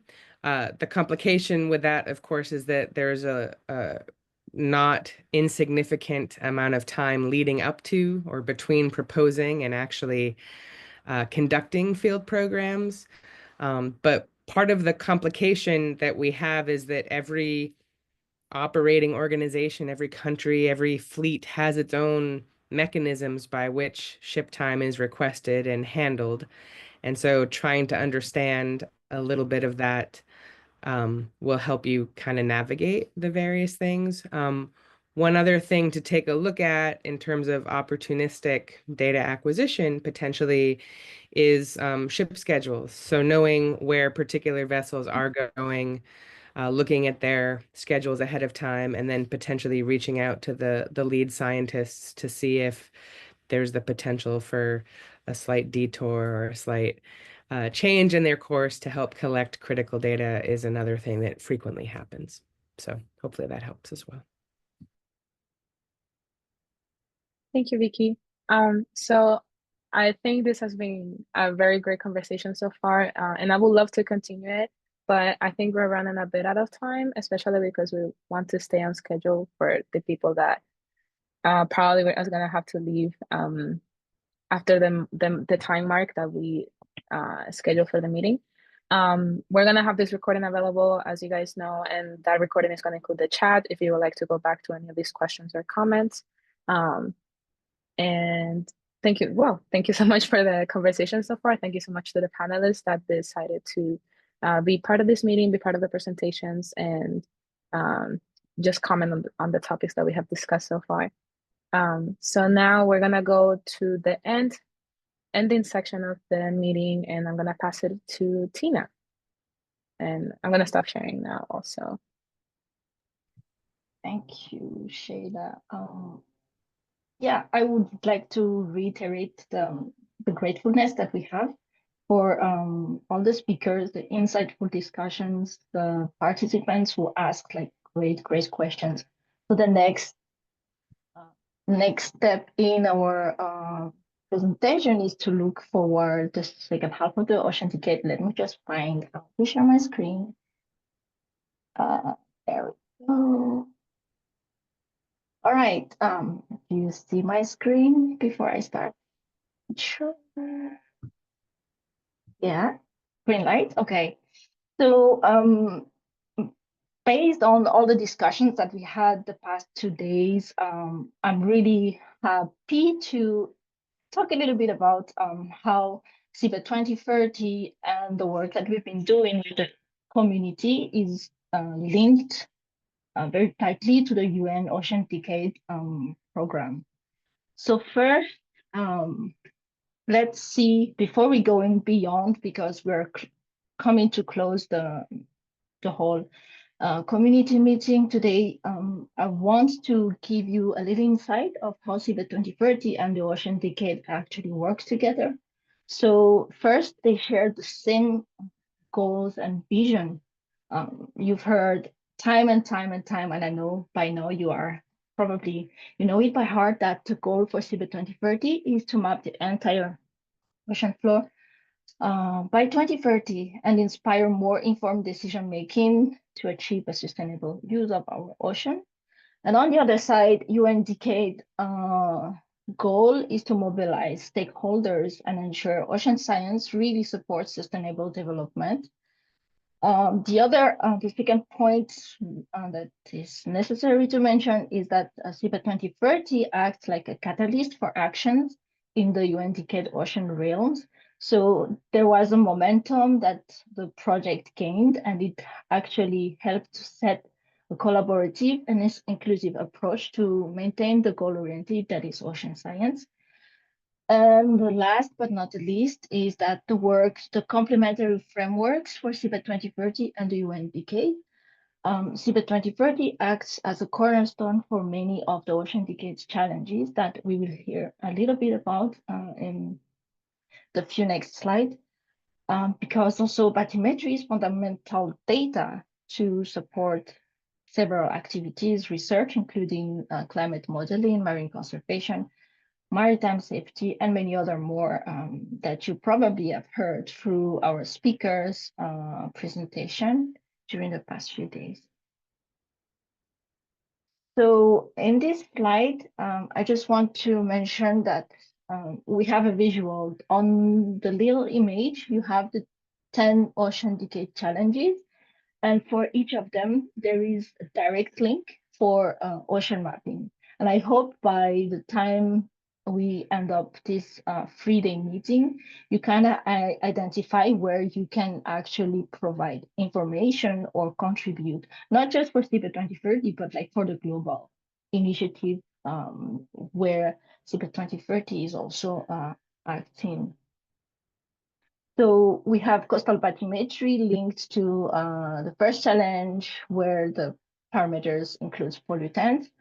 The one that we have been reiterating so many times is the capacity development. And actually it's it was identified as a very needed action. And I've seen that the CHEPCO training, for example, has been very, not productive, but also like one of the catalysts for regional activities that hopefully we will see more coming in for capacity development outcomes. The key points also for CBET 2030 is that it was endorsed as a decade program, a flagship program in 2021. And since then, the work to foster and strengthen network within deep sea programs and partners has been ongoing, and data stewardship and capacity building was at the core center of our activities. On that note, I would pass along to Haley to speak about what's going to happen after. That was the before. Haley's going to bring us the next step. Thank you, Tina. If you will advance to the next slide, please. Thank you. Yeah, as Tina mentioned, the UN Decade for Ocean Science has outlined some ambitious challenges to guide our collective efforts in achieving sustainable future for our oceans. So mapping plays a critical role in addressing these challenges, particularly 3, 4, and 6. These focus on sustainably harvesting ocean resources while protecting biodiversity, sustainable blue economy, and expanding the global ocean observation system.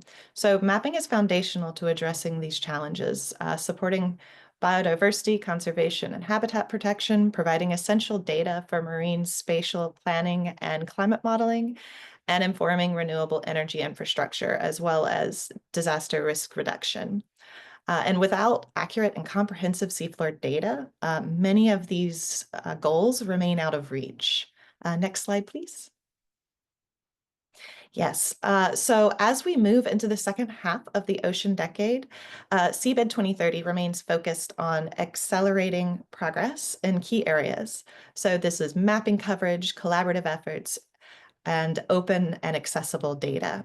So we want to continue to prioritizing unmapped regions, leveraging emerging technologies like autonomous vehicles and the satellite-derived bathymetry to fill in these gaps, our hard-to-reach places and very high-effort shallow water areas. Our collective efforts involve strengthening partnerships with governments, industries, and regional organizations. It's essential in order to achieve these goals. But equally important, we've heard throughout this entire week, is promoting capacity building and developing areas and to ensure that it's an inclusive and equitable approach to ocean mapping. And finally, open data, adhering to the FAIR principles, making all the data findable, accessible, interoperable, and reusable is central to ensuring the broad utility of mapping data. And so by addressing these focus areas, we're setting the stage for meaningful progress. Next slide, please. So looking ahead, our success will depend on how well we come together and grow our mapping potential and engage with the broader community. To facilitate this, as we have heard throughout the meeting, we must as a community share our tools and resources, make them find a central location if we can, to increase access to training, and collaborate on technological innovation and marine initiatives. And we, of course, heard numerous examples from our colleagues over the past 3 days of the efforts that are ongoing. And we also want to continue to advocate for all of these efforts and policy and funding to support them.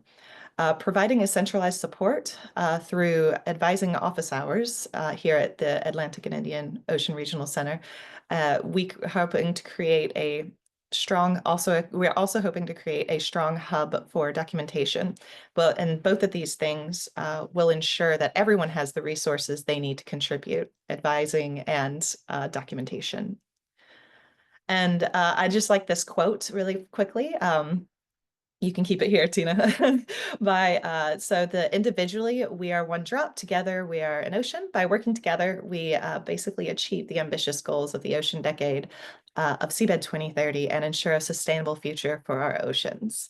And so now I will pass the mic to Vicky to close us out. Thank you. Can you go to the next slide, Tina? All right. So thank you all for participating and contributing over the past few days. I think this has been really very useful and informative. I hope you've learned from the time we've spent together and have benefited from what you've heard. Over the course of the last couple of days, we've had more people register their interest in participating. So we got all the way up to 144 registrants from 45 countries. It's really great to see participation grow across the region and throughout the world. We really are building a global coalition that can accomplish great things together. And I think one of the greatest things that we're learning through this collaborative effort is how to work together. I wanted to reiterate how important it is and how much we really want to hear from you. So please contact us. I put a few bullets here of key things that we'd love to help with. Training and support, whether it be data preparation, data processing, finding process data that you may be having a hard time discovering. If you're having any issues with data submission, we can facilitate contribution to the IHO DCDB through JEBCO, through us as a regional center. We're happy to work with you. If you need help assembling metadata, we're also very happy to support you in that capacity. If you need custom web applications, these are quite easy for us to assemble, and we're very happy to work with you to build whatever might help within your region, your sub-region. If there are meetings or conferences coming up that you think would be really beneficial to have us attend, potentially present at, we'd love to hear about that. And any other ideas that you might have that could help us accelerate progress toward our collective goals, we would love to hear from you. Thank you again for your time. I think you can go to the next slide. It's just our email address. We look forward to continuing the conversation. It really is a privilege and an honor to be able to work with all of you. I want to thank the team for the amazing work that they've put into these last few days, and all of our speakers. And yeah, we look forward to completing the very first map of the whole planet as we fill in the ocean. So thank you again. We'll be in touch with follow-up materials. If you have questions that didn't get answered or that come to you as you review things, please don't hesitate to reach out, and we will help get the answers for you as quickly as possible. So I think that's it. Thank you all. Take care, and we look forward to the future.